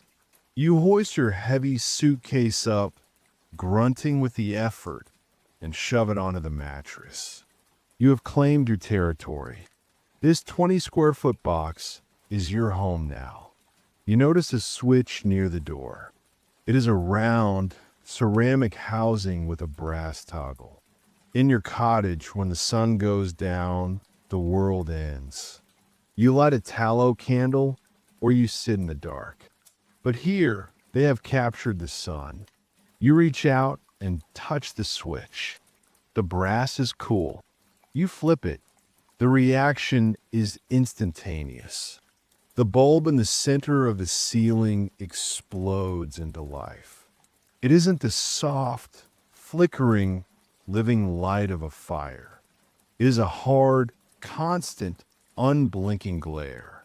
It floods the small room with a harsh brilliance that leaves nowhere to hide. It reflects off the white enamel walls, bouncing back and forth until the room feels like the inside of a mirror. It is a miracle of engineering, but it is also aggressive. It hurts your eyes. You squint against the glare. You look up at the bulb. It is trapped inside a thick glass cage to protect it from stray suitcases or swinging elbows. You can see the filament inside, a glowing wire of angry orange heat that is burning without being consumed. It buzzes, a faint, high-pitched electrical hum that sits at the very edge of your hearing. It is the sound of modernity. And in this harsh light, You see everything. You see the dust. The room is brand new, but the movement of the blankets and the coats has filled the air with microscopic debris. In the cone of light coming from the bulb, you can see millions of tiny dust motes dancing. They swirl in the convection currents created by the heat of the light and the body heat of the men below. It looks like a snowstorm of wool fibers and dead skin. It makes you realize that you are breathing this soup. You watch the particles float, mesmerizing and gross, trapped in the same box as you. You reach up and touch the glass cage of the light. It is warm. It adds heat to the already stifling room. You flip the switch again. The darkness returns, absolute and sudden. The afterimage of the filament burns in your retina, a purple ghost floating in the black. You flip it back on. The power is intoxicating. You control the day and night in this room, but you leave it on. The darkness feels too heavy down here under the waterline. You climb up onto your bunk to test the bed. You are exhausted. Your legs are still throbbing from the walk to the station. You just want to lie down on something soft. You put your hand on the mattress. It crunches. This is not a feather bed. This is not a cotton mattress. It is a straw tick. It is a canvas sack stuffed tightly with dried straw. When you press down on it, it doesn't give smoothly. It compresses with a dry, crackling sound. It feels lumpy.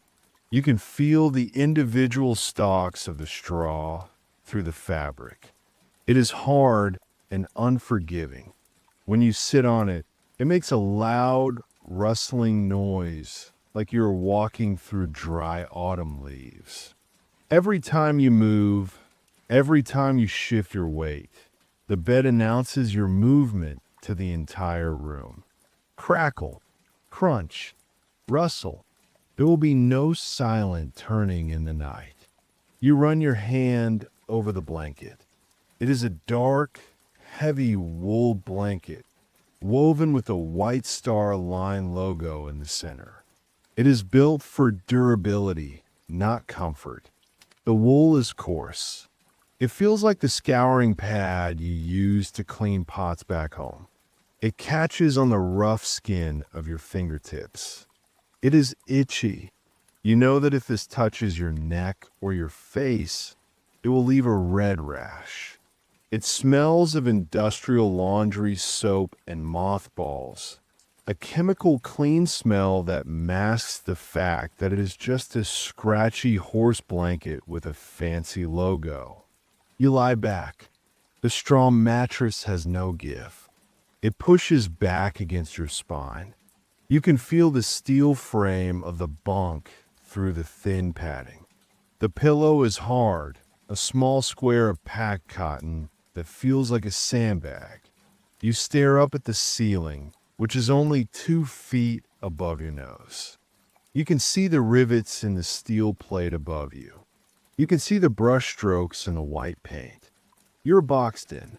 Below you, the straw mattress rustles as one of the strangers turns over. The sound is loud in the small space. You close your eyes, but the light travels through your eyelids, a red haze. You are warm, yes. You're dry, yes. But you're lying on a bag of hay in a steel cupboard, surrounded by strangers, listening to the buzz of a light bulb, waiting for the ship to move. You lie in the bunk for a while, staring at the rivets, but eventually nature calls. You can't put it off. You've been walking, sweating, and carrying luggage for 12 hours. You have consumed nothing but anxiety and maybe a bit of dry bread, but your body is still functioning and it demands attention. You slide off the high bunk, careful not to kick the man sleeping below you. You put your boots back on. You don't trust the floor enough to walk in your socks and step out into the corridor. You follow the signs for a lavatory. As you get closer, the atmosphere in the hallway changes. You can feel it on your skin before you see the door. The air gets heavier. It becomes thick and saturated. If the cabin was dry heat, this is tropical humidity. The ventilation systems on the ship are working hard, but they can't quite keep up with the moisture generated by hundreds of people using the facilities in a confined steel space. The walls here are slick. If you touch the white enamel, your finger comes away wet with condensation. The ceiling pipes are dripping. A single cold drop hits the back of your neck, making you flinch. You push open the door to the communal bathroom. It is a large, tiled room, echoing and bright.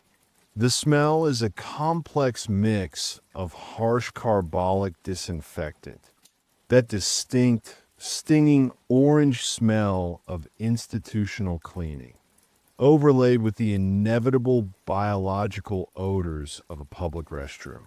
It smells wet. It smells like a locker room that never quite dries out. There are rows of basins, but you head for the stalls. The partitions are made of painted steel, not wood. They stop a foot above the floor and a foot below the ceiling. There is no real privacy here, just visual obstruction.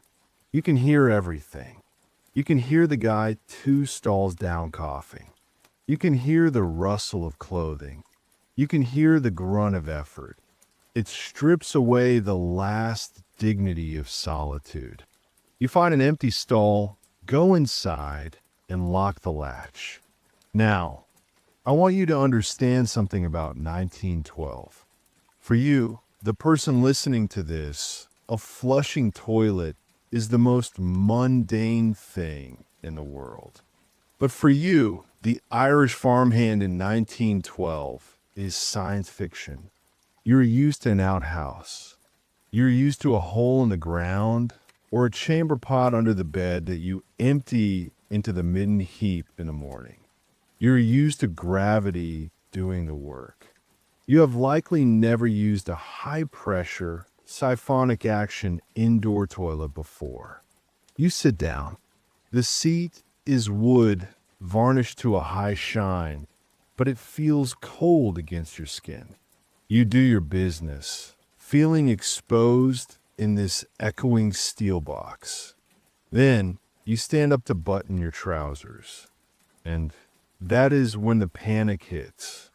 On the Titanic, many of the third-class toilets were equipped with an automatic flushing mechanism triggered by the seat rising, or they had a high tank with a pull chain that unleashed a torrent. As you stand, the machine engages. Whoosh. It is not the polite gurgle of a modern home toilet. It is a violent mechanical roar. It sounds like a bomb going off. It sounds like the hull of a ship has breached and the Atlantic Ocean is rushing in to kill you. The water comes down with incredible force, a swirling vortex that is designed to scour the bowl clean instantly. The noise reverberates off the steel walls of the stall, amplifying into a thunderclap. You jump back, your heart slamming against your ribs. You honestly think you broke it.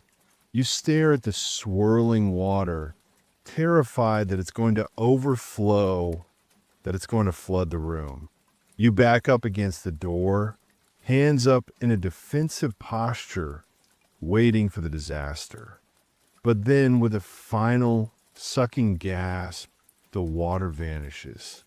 The noise stops as abruptly as it began, replaced by the hiss of the tank refilling. You're left standing there, chest heaving, adrenaline flooding your system. You feel foolish. You feel like a primitive man terrified of a thunderstorm. You unlock the door with a shaking hand and step out, looking around to see if anyone heard your fear. But nobody is looking. They're all dealing with their own battles with the plumbing. You move to the sinks to wash your hands. The water from the tap is cold, but it's fresh. You splash it on your face, trying to scrub away the grime of the train ride. You look at yourself in the mirror. You look tired. There are dark circles under your eyes, and your hair is matted with sweat and hat hair. You look down at your hands. The dirt is ingrained in your knuckles. The mud from a road is dried on your wrists. You feel gross. You feel sticky. You want nothing more in the world than to sink into a hot bath. You want to soak in steaming water until the cold of the Irish rain is finally driven out of your bones. You see a steward standing near a door marked baths. He is wearing a white jacket, looking bored and officious. He is holding a list. You walk over to him, hope rising in your chest. Bath? You ask. He looks at you. He looks at your ticket class. He looks at the line of 3 men sitting on a bench behind him, waiting. Name? He asks, pencil hovering over the paper. You give him your name. He checks the list. He shakes his head. Fully booked for the night, he says flatly. Come back tomorrow morning. Early. You look at the door. You look at the line. And then you learn the math of the Titanic. There are more than 700 passengers in third class. And do you know how many bathtubs there are for those 700 people? 2. There are 2 bathtubs. One for men, one for women. That is it. You do the calculation in your head. If a bath takes 10 minutes, 5 to wash, 5 to drain and clean the tub, that's 6 people an hour. If the bath steward works for 12 hours a day, that is 72 people. It would take 10 days to cycle through everyone once. The voyage only lasts 7 days. The realization hits you like a punch in the gut. You aren't going to get a bath. Unless you fight for a spot at 4 a.m., or unless you get incredibly lucky, you're going to spend the next week coated in the same layer of sweat and travel grime you have on you right now. You look at the men on the bench. They're guarding their spots jealously. They know the value of what they are waiting for. You look at your hands again. They seem dirtier now. You realize that the luxury of the Titanic is a pyramid, and you are the foundation stones. You get a bed, you get food, and you get transportation. You do not get comfort. You do not get hygiene. You turn away from the steward, defeated. You wipe your wet hands on your trousers, accepting your fate. You're going to be dirty. You're going to smell. And so is everyone else. You walk back out into the humid corridor, the dream of hot water draining away, leaving you with the sticky reality of the voyage ahead. You walk back from the bathroom, defeated by the plumbing and the realization that you're going to be dirty for the next week. You climb back into your bunk.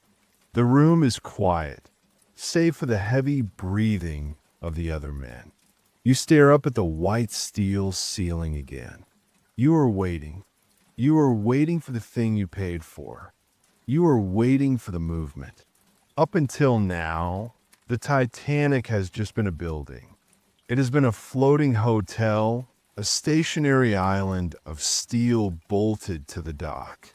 It has felt solid, immovable, like a piece of the earth itself.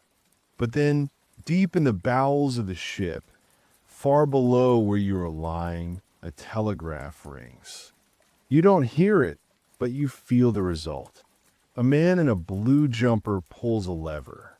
Steam, pressurized to hundreds of pounds per square inch, is released into the massive cylinders of the reciprocating engines. The reaction is tectonic. You feel in your back first. It starts as a shudder, a sudden jolt that runs through the frame of the bunk. It feels like an earthquake has struck the foundation of a house. The ship is waking up. You grip the sides of the mattress. The inertia of 50,000 tons of steel is being broken. You can feel the struggle of the machine. It's a groaning, creaking sensation as the hull plates flex and settle under the new strain. The iron beams in the ceiling seem to moan. Then the propellers bite. You have to understand the scale of what is happening under your pillow. There are 3 propellers. The outer 2 are massive bronze 3-bladed screws, each one weighing 38 tons. When they start to turn, they aren't just spinning in air. They are chopping into the dense resistance of the water. Every time a blade hits the water, it pushes the ship forward. You feel this push. It's not a smooth glide. It's a series of shoves. Push, push, push. You're pressed down into your straw mattress. Your stomach drops slightly, that roller coaster feeling of acceleration. The static world of the dock is gone. You are moving. You are no longer on a building. You are on a projectile.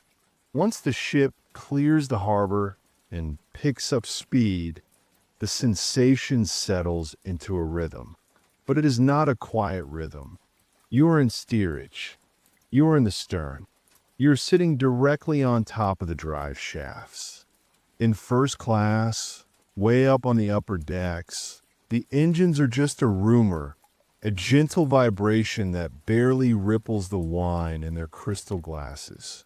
But down here, you're living inside the engine room. The sound is the first thing that takes over your life. It isn't a high-pitched whine. It is a low, resonant thrum. Thrum, thrum, thrum, thrum. It is a bass note so deep that you hear it more with your chest than with your ears. It is a constant, rhythmic beating like the heart of a giant animal. It sits at about 75 beats per minute, slightly faster than your own resting heart rate. It creates a weird physiological response. Your body wants to sync up with it. Your breathing wants to match it. It is relentless. It never stops. It never pauses for breath. It is a wall of sound that fills the tiny cabin. If you try to whisper to the man in the bunk below you, the sound eats your words. You have to raise your voice just to say, "Pass the water." It becomes the background track of your existence. At first, it's annoying. You try to ignore it. You try to think about the farm, about the silence of the bog. But the thrum, thrum, thrum drills into your thoughts. After an hour, it becomes hypnotic. It induces a kind of trance. You stare at the light bulb, and the pulsing sound narrows your focus until your mind goes blank. It is a lullaby of raw power, a constant reminder that you are being propelled across the void by a force beyond your comprehension. And then there is the vibration. If the sound is the ghost, the vibration is the poltergeist. It is everywhere. The energy from those massive pistons doesn't just disappear. It travels through the steel skeleton of the ship and into everything in your room. Lie still on your back. Do you feel it? It's a fine, high-speed trembling. It travels up through the iron legs of the bunk, through the steel springs, if you're lucky enough to have them, through the straw tick, and into your spine. It feels like an electric current is running through your nervous system. Your bones are buzzing. If you clench your jaw, your teeth chatter against each other. Not violently, but with a microscopic high-speed click that makes your whole skull ache. You try to relax your jaw, to let your mouth hang open slightly, just to stop the sensation of your skeleton rattling. Look at the water pitcher on the small washstand in the corner. It is a glass carafe sitting in a metal ring. It is dancing. It's moving in a slow, circular walk around the basin, driven by the vibration of the shelf. The water inside is not flat. It has a permanent pattern of concentric ripples on the surface, a standing wave created by the engine's frequency. It looks like something from a science experiment. The door to the cabin is rattling in its frame. Taka taka taka taka. The latch on your suitcase is buzzing against the metal rim. Everything that isn't bolted down is moving. You put your hand on the wall to steady yourself as you climb down, and the wall feels alive. It's humming under your palm. You realize that there is no escape from this. You can't turn it off. You can't ask the captain to keep it down. This vibration is the price of your ticket. It is the texture of your reality for the next 7 days. You're going to eat with it, sleep with it, and dream with it.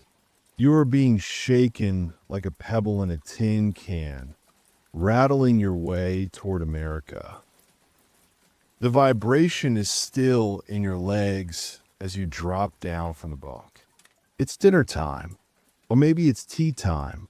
The lack of natural light in the corridors makes it hard to track the hours, but your stomach is an accurate clock. It is growling, a hollow, cramping ache that reminds you that you haven't had a proper meal since the soda bread your mother gave you before dawn. You wash your face quickly in the basin, watching the water ripple in the pitcher, and head out into the maze. You don't need signs to find the dining saloon. You just follow your nose. As you move through the white-tiled corridors, the chemical smell of paint and the metallic tang of coal smoke begin to recede. They are replaced by something primal, something that triggers an immediate saliva response in your mouth. Food is a heavy, savory smell. It smells of boiled cabbage, that distinct, sulfurous, earthy aroma that permeates every kitchen in Ireland. But here it is magnified by industrial scale.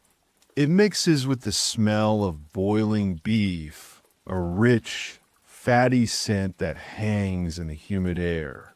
There's the smell of baking bread, yeast and flour rising in massive ovens. To a modern nose, it might smell like a school cafeteria or a hospital kitchen, utilitarian and boiled. But to you, walking down that steel hallway with an empty belly, it smells like a banquet. It smells like safety. It draws you in, pulling you along the linoleum until the corridor opens up into a vast, white room. The third-class dining saloon is not a restaurant. It is a hall. It spans the full width of a ship. It is bisected by the massive casing of the funnel, splitting the room into two long, cavernous sections. The walls are white enamel, bright and clean. The tables are long, communal trestle tables covered in crisp white tablecloths. This is the first shock.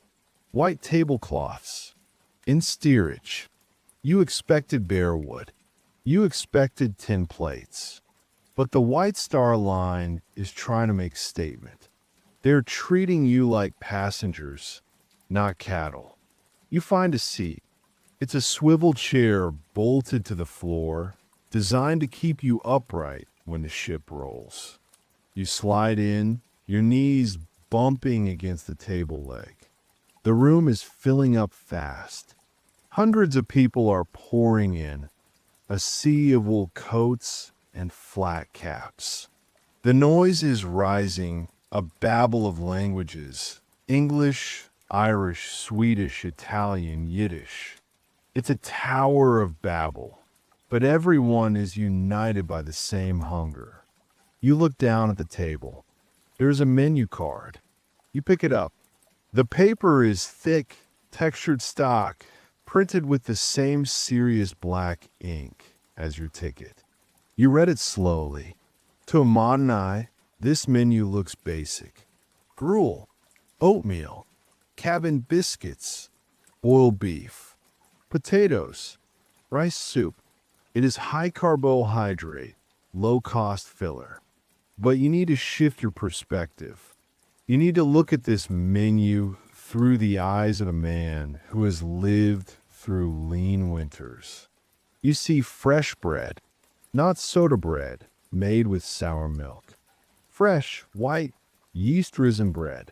This is a luxury item. You see roast beef. Meat is a Sunday treat back home, a rare addition to the pot. Here it is just Tuesday. You see marmalade. You see tea and coffee. You're looking at a calorie count that you usually don't see in a week. And it is all included. You don't have to pay for it. You don't have to ration it. You can eat until you are full. The concept is staggering. You look at the menu again, tracing the letters. It feels like a gift. It feels like the first promise of America is being kept right here on this table. You're leaving a world of scarcity and entering a world of surplus. A steward appears. He is wearing a white jacket, just like the one in the bathhouse, but this one is stained with gravy and soup spots. He is moving fast, carrying a tray stacked high with bowls. He slams a bowl down in front of you. It's vegetable soup. It's a thick, brown broth with chunks of carrot and turnip floating in it. He drops a plate of bread in the center of the table. He doesn't speak. He is a machine servicing a machine. You pick up your spoon. It is silver-plated. It feels heavy in your hand, substantial. You dip it into the soup. You take the first bite. It is hot. Salt. That is the first taste. It is incredibly salty, savory, and rich. It warms your chest as it goes down. It tastes like beef stock and root vegetables. It is simple, honest food, but to your shivering, exhausted body, it is the best thing you have ever tasted. You break off a piece of the bread. The crust cracks perfectly. The inside is soft and white like a cloud. You wipe the bowl with it, soaking up the broth. Then you become aware of the sound. Imagine 500 people in a low-ceilinged steel room. Imagine 500 heavy ceramic bowls. Imagine 500 silver spoons. Clink, clatter, scrape. It is a deafening metallic roar. It is the sound of consumption. There is no soft background music here. There is only the aggressive percussion of cutlery hitting china. It is a rhythmic, chaotic din that bounces off the enamel walls and amplifies. It sounds like hail on a tin roof. You look around. Everyone is eating with a ferocious intensity. Heads are down, close to the bowls. Elbows are out, guarding the space. There is not much conversation. The focus is entirely on the intake of fuel. You watch a man across from you, a burly laborer with coal dust still under his fingernails, tearing a bread roll in half with one hand. He dips it into his stew and shoves the whole thing into his mouth, chewing with a rhythmic bovine efficiency. He is fueling the engine of his body. You eat the beef. It is boiled until it is gray and stringy, but it is tender. It falls apart in your mouth. You eat the potatoes. They are waxy and hot. You drink the tea. It is strong, dark, and sweet. Serve in a thick white mug that holds the heat. The mug is heavy, built to survive being dropped on a steel deck. Everything here is heavy. The plates are thick stoneware. The forks are solid. The furniture is bolted down. It reinforces the feeling that you are part of a massive industrial operation. As you scrape the last of the gravy from your plate, you feel a physical change. The knot of anxiety in your stomach loosens. The warmth of the food spreads to your limbs. Your fingers stop trembling. The sugar in the tea hits your bloodstream, waking up your brain. You sit back in your bolted chair, listening to the roar of the dining hall, the clatter of plates being cleared, the shouting of the stewards. You are full. For the first time in 24 hours, you are not hungry, you are not cold, and you are not moving. You are just a passenger, sitting in the belly of the ship, digesting the first meal of your new life. You finish your meal, the heavy ceramic mug of tea settling in your stomach like a warm stone. You leave the dining saloon, following the herd. There is nowhere else to go. You can't go back to your cabin. The air in there is already stale, and sitting on a bunk with 3 strangers is not how you want to spend your evening. You can't go out on deck. It is pitch black, and the wind off the Atlantic is freezing. So you follow the crowd to the only sanctuary you have. You head to the general room. You might know this room from the movies. It's the place where the rich guy comes down, drinks a beer, and learns how to really live. But the reality of the third-class general room is less like a nightclub and more like a very nice, very crowded waiting room in a train station. You walk through the double doors under the poop deck, and the first thing you notice is the change in texture. The stark white enamel of the corridors is gone. Here, the walls are paneled in pine. It's varnished to a high gloss, reflecting the electric lights, but the wood gives the room a warmth that the rest of the ship lacks. It feels less like a factory and more like a pub, but it is crowded. The room is packed wall to wall with people. Along the sides of the room, there are benches. These are not plush velvet sofas. They are slatted wooden benches, curved slightly for ergonomics, but hard as rock. They are bolted to the wall. Rows of them run down the center of the room, back to back like church pews. Every inch of seating is taken. Men are sitting shoulder to shoulder, leaning forward with their elbows on their knees. Women are perched on the edges, holding babies. If you want a seat, you have to hover, watching like a hawk for someone to stand up, ready to slide into the gap before the wood even loses the heat of the previous occupant. You find a spot near the back, squeezing in between a sleeping man and a pillar. You sit down. The wood is hard against your spine. There are no cushions.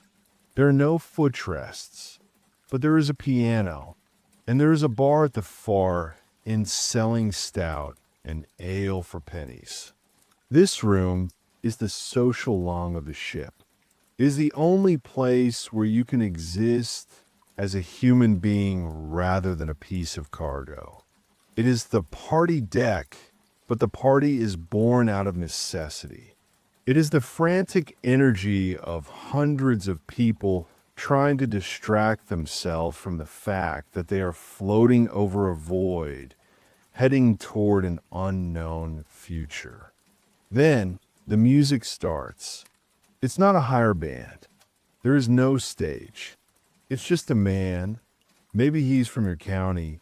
Maybe he's from Donegal, who has pulled a battered fiddle case out from under his coat. He stands up on a bench, bracing his legs against the roll of the ship. He tucks the instrument under his chin. He draws the bow. The sound is thin and scratchy at first, but it cuts through the roar of the conversation like a knife. He starts to play a reel.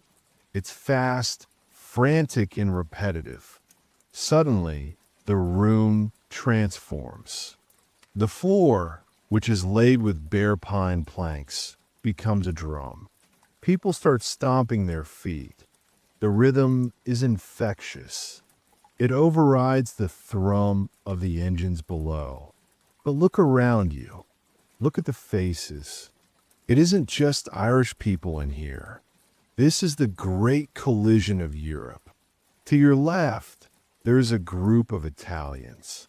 They are dark-haired, animated, speaking a language that sounds like music to your ears. Rapid-fire vowels and hand gestures.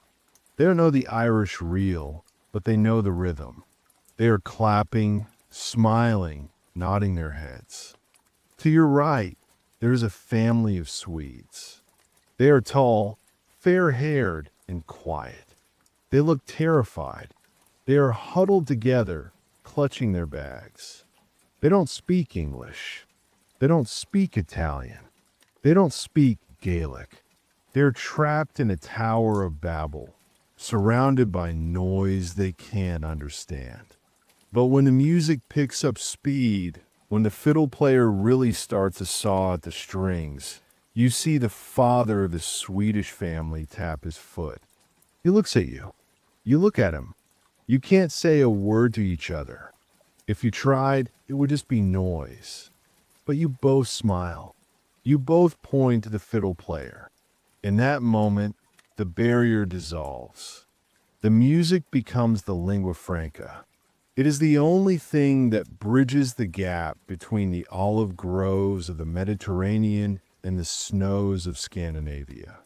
The general room becomes a swirling vortex of cultures, all bound together by the simple human need to make noise in the face of the silence outside. And then there is the smoke.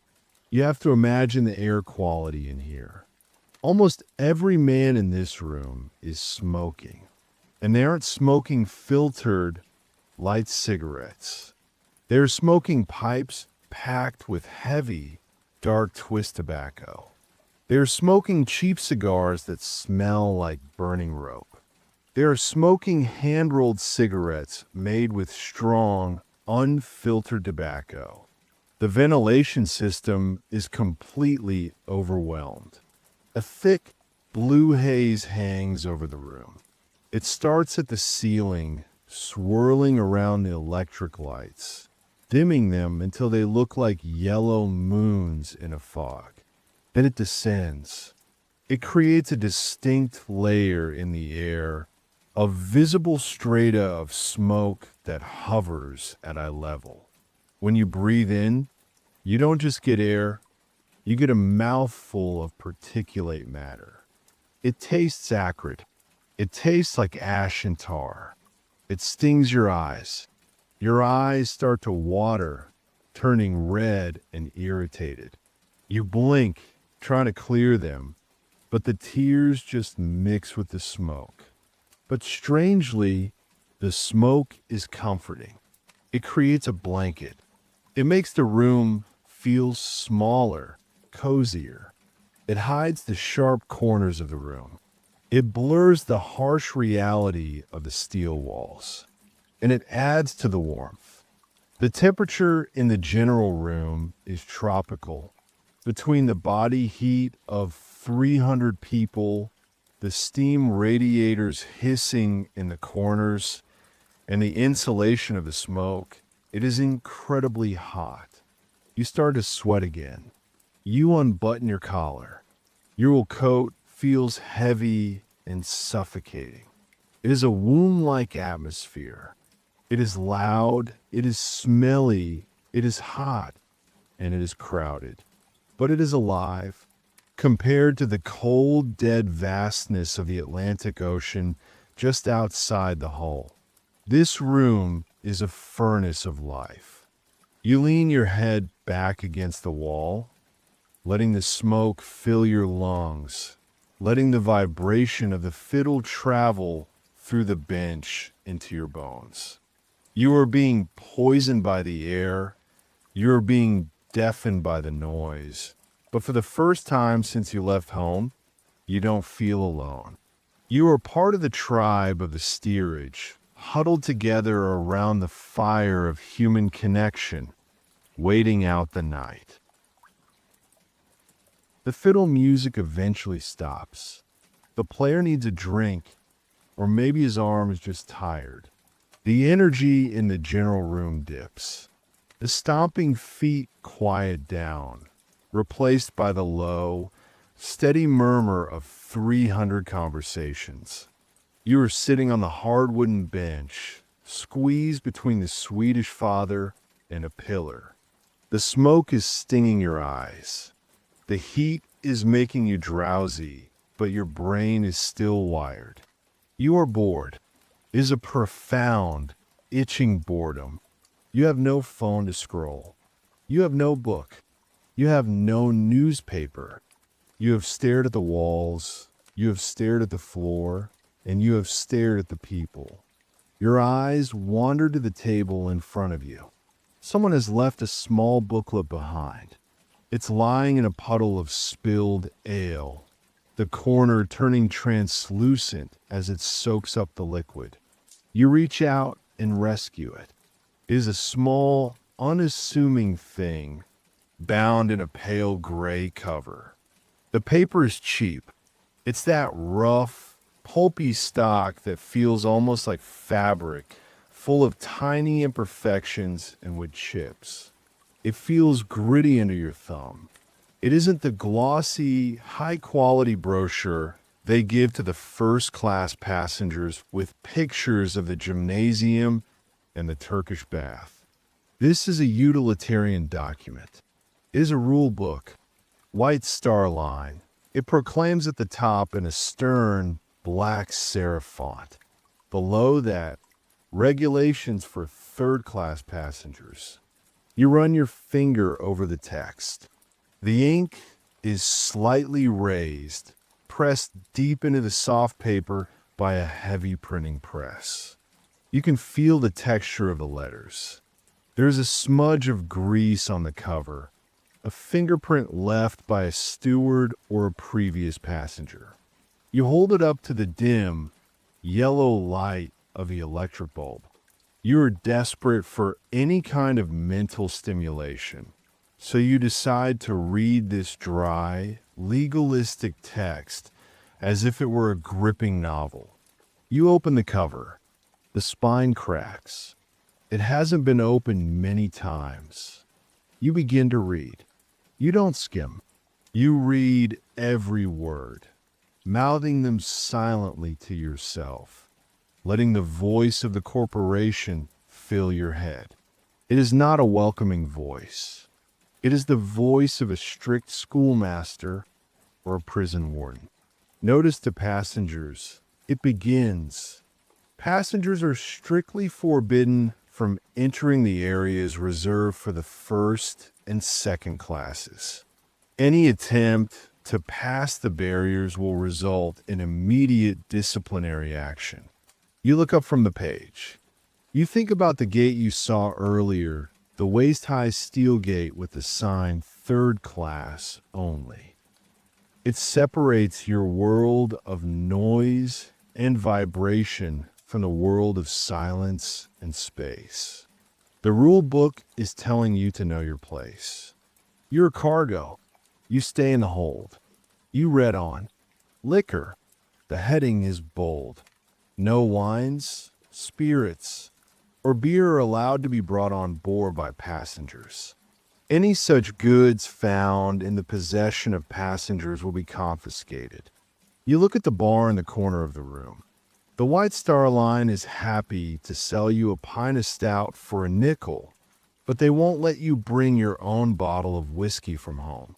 It's a monopoly. They own your thirst. You turn the page. The paper rustles loudly. Cleanliness and order. The next section reads, "The scouring of clothes in the wash basins is strictly prohibited. Passengers are expected to keep their berths clean and tidy at all times. The company will not be liable for any loss or damage to personal effects." You stop and reread that line about the clothes. The scouring of clothes, strictly prohibited. You look down at your shirt. It is already stained with sweat and coal dust. You look at the cuffs, which are turning gray. You have one other shirt in your suitcase. The voyage is 7 days long. If you spill soup on this shirt, or if you sweat through it, what are you supposed to do? You can't wash it in the sink. Are you supposed to just wear it until it rots? The rule feels malicious. It ignores the reality of your life. They want you to be clean, but they forbid the only method you have of cleaning yourself. You continue down the list. Curfew. This is the big one. All lights in the third-class cabins will be extinguished at 10 p.m.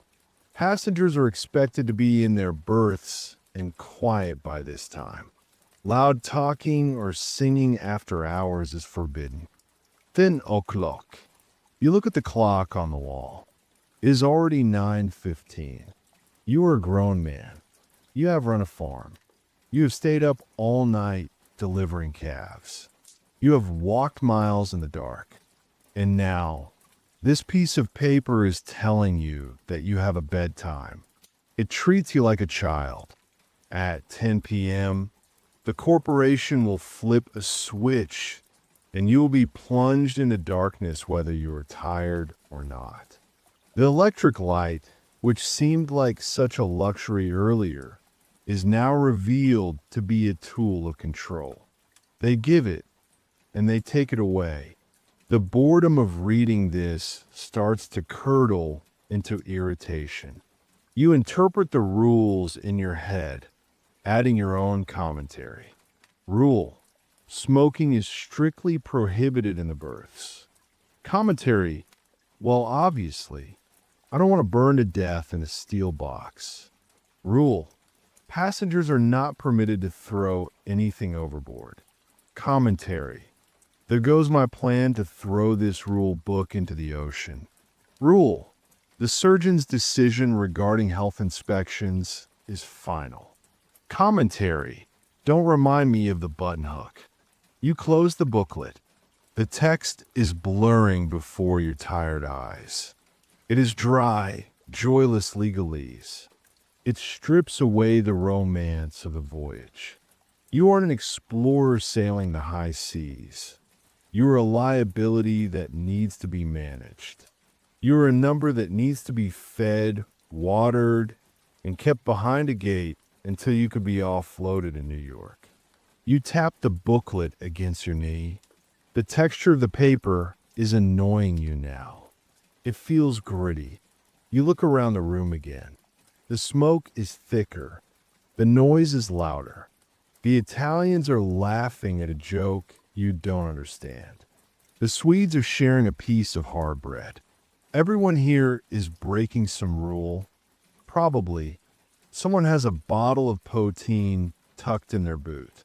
Someone is going to stay up past 10 p.m. whispering in the dark. You toss the booklet back onto the table, into the puddle of ale. It lands with a wet flop. You watch the liquid soak into the regulations, turning the white paper gray. Good. Let the rules dissolve.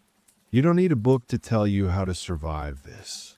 You just need to endure the vibration, eat the soup, and wait for the Statue of Liberty. You rub your eyes, feeling the grit of the smoke under your eyelids. It's time to go.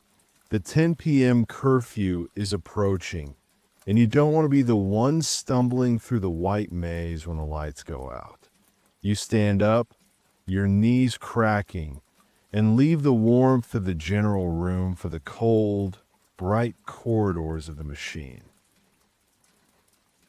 Before you go back to the stifling box of cabin F-34, you need air. The atmosphere in the general room has become too thick to breathe.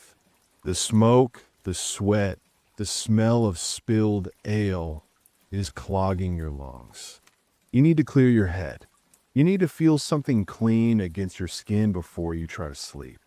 You navigate your way toward the stern. You find a heavy steel door marked for deck access. It has a wheel latch, cold and greasy to the touch. You heave it open. It fights you. The pressure difference between the interior and the exterior creates a vacuum, and the wind outside pushes back against the steel. You have to lean your shoulder into it, grunting with the effort, until the seal breaks with a hiss. You step over the high combing, that raised metal lip designed to keep water out, and you stumble out onto the aft well deck. The door slams shut behind you, driven by the wind, cutting off the noise of the fiddle and the shouting instantly. You are alone, and you are freezing. The transition is violent. You have gone from a room that was 90 degrees and humid to an open deck that is below freezing. The cold of the North Atlantic is not passive. It is an active, predatory force. It hits you like a physical blow to the chest. It sucks the breath right out of your lungs. The sweat that was dampening your shirt instantly turns to ice. You can feel the fabric stiffening against your skin. The wind here is unimpeded. There are no hills to break it, no trees to slow it down. It has traveled across 3,000 miles of open ocean just to slap you in the face. It tears at your clothes, whipping your coattails around your legs, finding every buttonhole, every gap in your scarf. It stings your eyes, forcing them shut for a moment until they adjust to the biting temperature. You wrap your arms around yourself, huddled tight, your teeth instantly starting to chatter. But despite the shock, the air is delicious. It is pure. It tastes of nothing but salt and ice. It scours the taste of stale tobacco from your mouth. It wakes you up more effectively than a bucket of cold water. You walk to the railing. You're moving carefully because the deck is slightly slick with spray. You find a spot away from the wind, tucked behind a massive ventilator cowl that looms up in the dark like a white ghost. You lean against the steel, trembling, and you listen. The silence out here is profound. Inside the ship, there was never silence. There is the constant roar of the engines, the clatter of plates, the shouting of voices, the slamming of doors. But out here, the human noise is gone. The machine noise is different. It isn't a mechanical grinding anymore. It is just the wind and the water. The wind whistles through the rigging, a high, mournful note that sounds like a flute played by a giant. The wires that support the mast are vibrating, singing in the gale. You look up. You have never seen a sky like this. In 1912, there is no light pollution. There are no cities reflecting orange glow against the clouds. There are no satellites moving in the darkness. There is only the absolute, crushing black of the universe. And in that blackness, there are millions of stars. They look different here. They aren't the soft, twinkling lights you see from the farm. They are hard. They are brilliant. Icy diamonds scattered across a velvet cloth. They look sharp enough to cut you. They are so bright that they almost hurt to look at. You can see the Milky Way, a bruised purple and white smear stretching across the heavens. It feels close, like you could reach up and run your hand through the dust of the galaxy. There is no moon tonight. That makes the darkness even more complete. The ocean and the sky have merged into a single, seamless void. You can't tell where the horizon is. You are floating in a bubble of black space. The only light comes from the ship itself. The warm yellow glow from the portholes along the superstructure, casting long, dancing beams onto the water. But those lights only emphasize how dark everything else is. They feel fragile, tiny candles trying to hold back an ocean of night. You feel a strange sense of vertigo looking up at that infinite ceiling. It makes the massive ship beneath your feet feel like a toy. It makes you feel like a speck of dust. You lower your gaze from the stars to the water. You step right up to the rail. It is chest high, painted white, cold and slick under your hands. You lean over. Below you, 60 feet down, is the Atlantic. It is blacker than the sky. It looks like ink. It looks like oil. The only definition comes from the violence of the ship's passage. The Titanic is moving at 21 knots. That is fast. You can see the water being torn apart by the hull. Down near the rudder, the water is churning into a chaotic white foam. It glows with a strange, phosphorescent luminescence, a ghostly green-white light created by the agitation of millions of microscopic sea creatures. You watch the wake. It trails out behind the ship, a wide, white highway that fades into the darkness. It is the only evidence that you were ever here. You stare down into that turbulence. The noise of the water is a deep, rushing roar. It is hypnotic. It draws you in. You feel a strange pull, that call of the void, that makes you grip the rail tighter. You realize that if you fell over this rail, no one would hear you. The sound of the wind would swallow your scream. The ship would not stop. It would keep steaming toward America, the lights fading into the distance, leaving you alone in this freezing black infinity. The thought is terrifying, but also gives you a strange clarity. You are entirely dependent on this machine. This steel plate beneath your boots is the only thing separating you from that freezing death. You pat the rail, a gesture of gratitude to the rivets and the iron. You are small. You are fragile. You are a soft, warm biological thing in a world of ice and steel. The cold is seeping through your coat now, reaching your bones. Your hands are numb. The awe is fading, replaced by the primitive need for shelter. You take one last look at the stars, one last look at the black wake, and you turn back toward the heavy steel door. You are ready to go back inside. You are ready for the warmth. You wrestle the heavy steel door closed behind you, spinning the wheel latch until it locks with a final metallic clunk. The wind is instantly cut off. The roaring silence of the Atlantic is replaced by the hum of the ventilation and the distant thud of the engines. You stand there for a moment in the vestibule, just breathing. Your face is burning.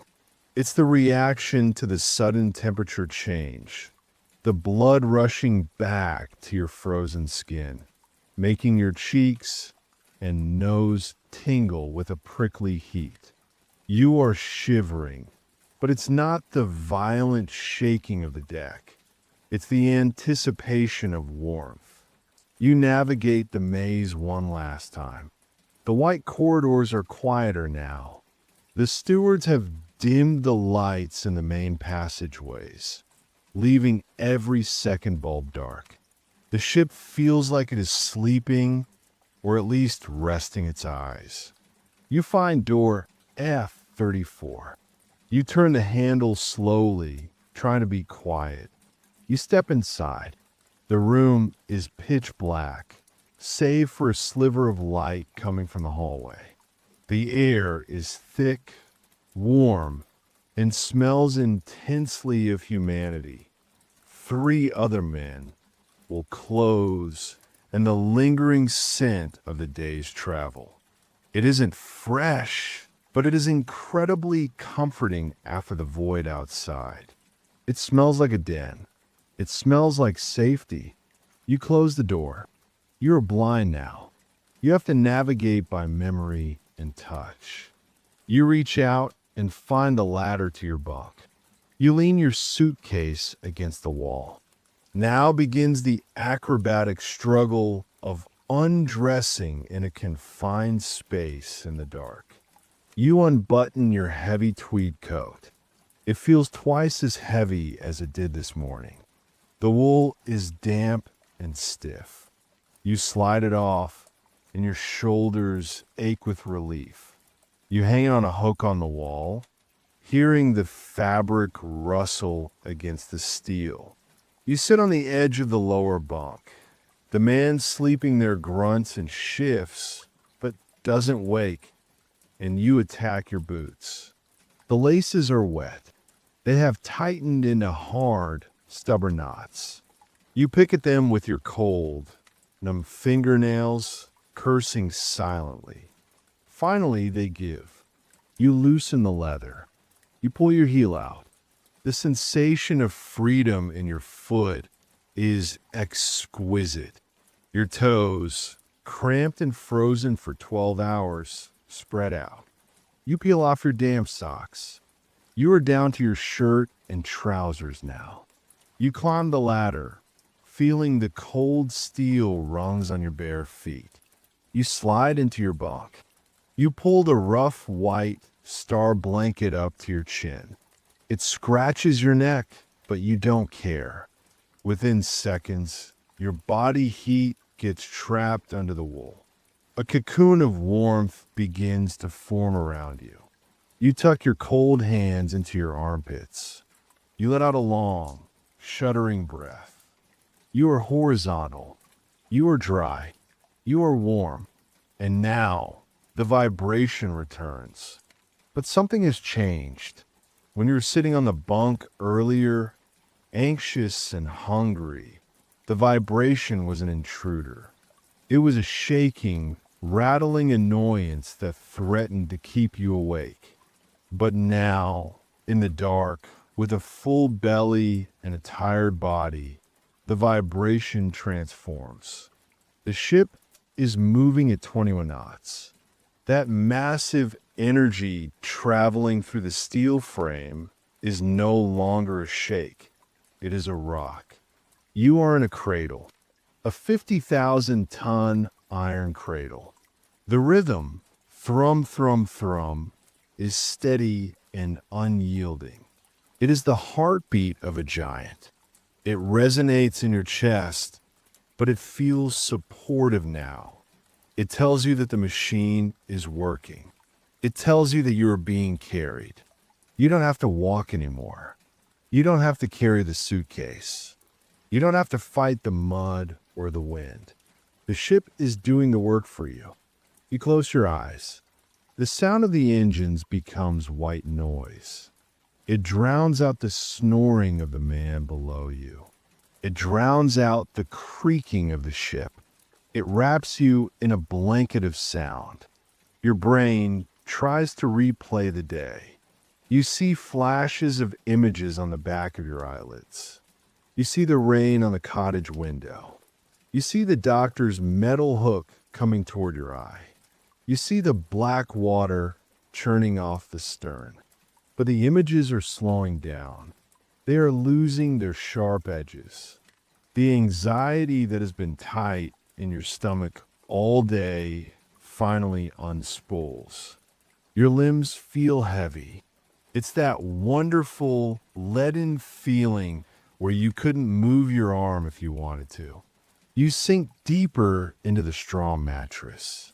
The crunching sound of the straw doesn't bother you anymore. It just sounds like dry leaves, like the fields back home. The motion of the ship lulls you. A gentle roll to the left, a gentle roll to the right. It is hypnotic. It is the same motion you felt in the womb. You are safe in the belly of the whale. The bright white lights of the corridor are gone. The cold stars are gone. There's only the warmth, the wool, and the thrum drifting you down deeper and deeper until the Atlantic Ocean fades away completely. And that is where we're going to leave you tonight. Take a second to feel where you are right now. You aren't on a straw mattress. You aren't in a steel box with 3 strangers. You aren't smelling wet wool or coal smoke. You are in your bed. Maybe you have a memory foam mattress. Maybe you have soft cotton sheets that smell like lavender laundry detergent. Maybe you have a heavy duvet that is light as a feather but keeps you perfectly warm.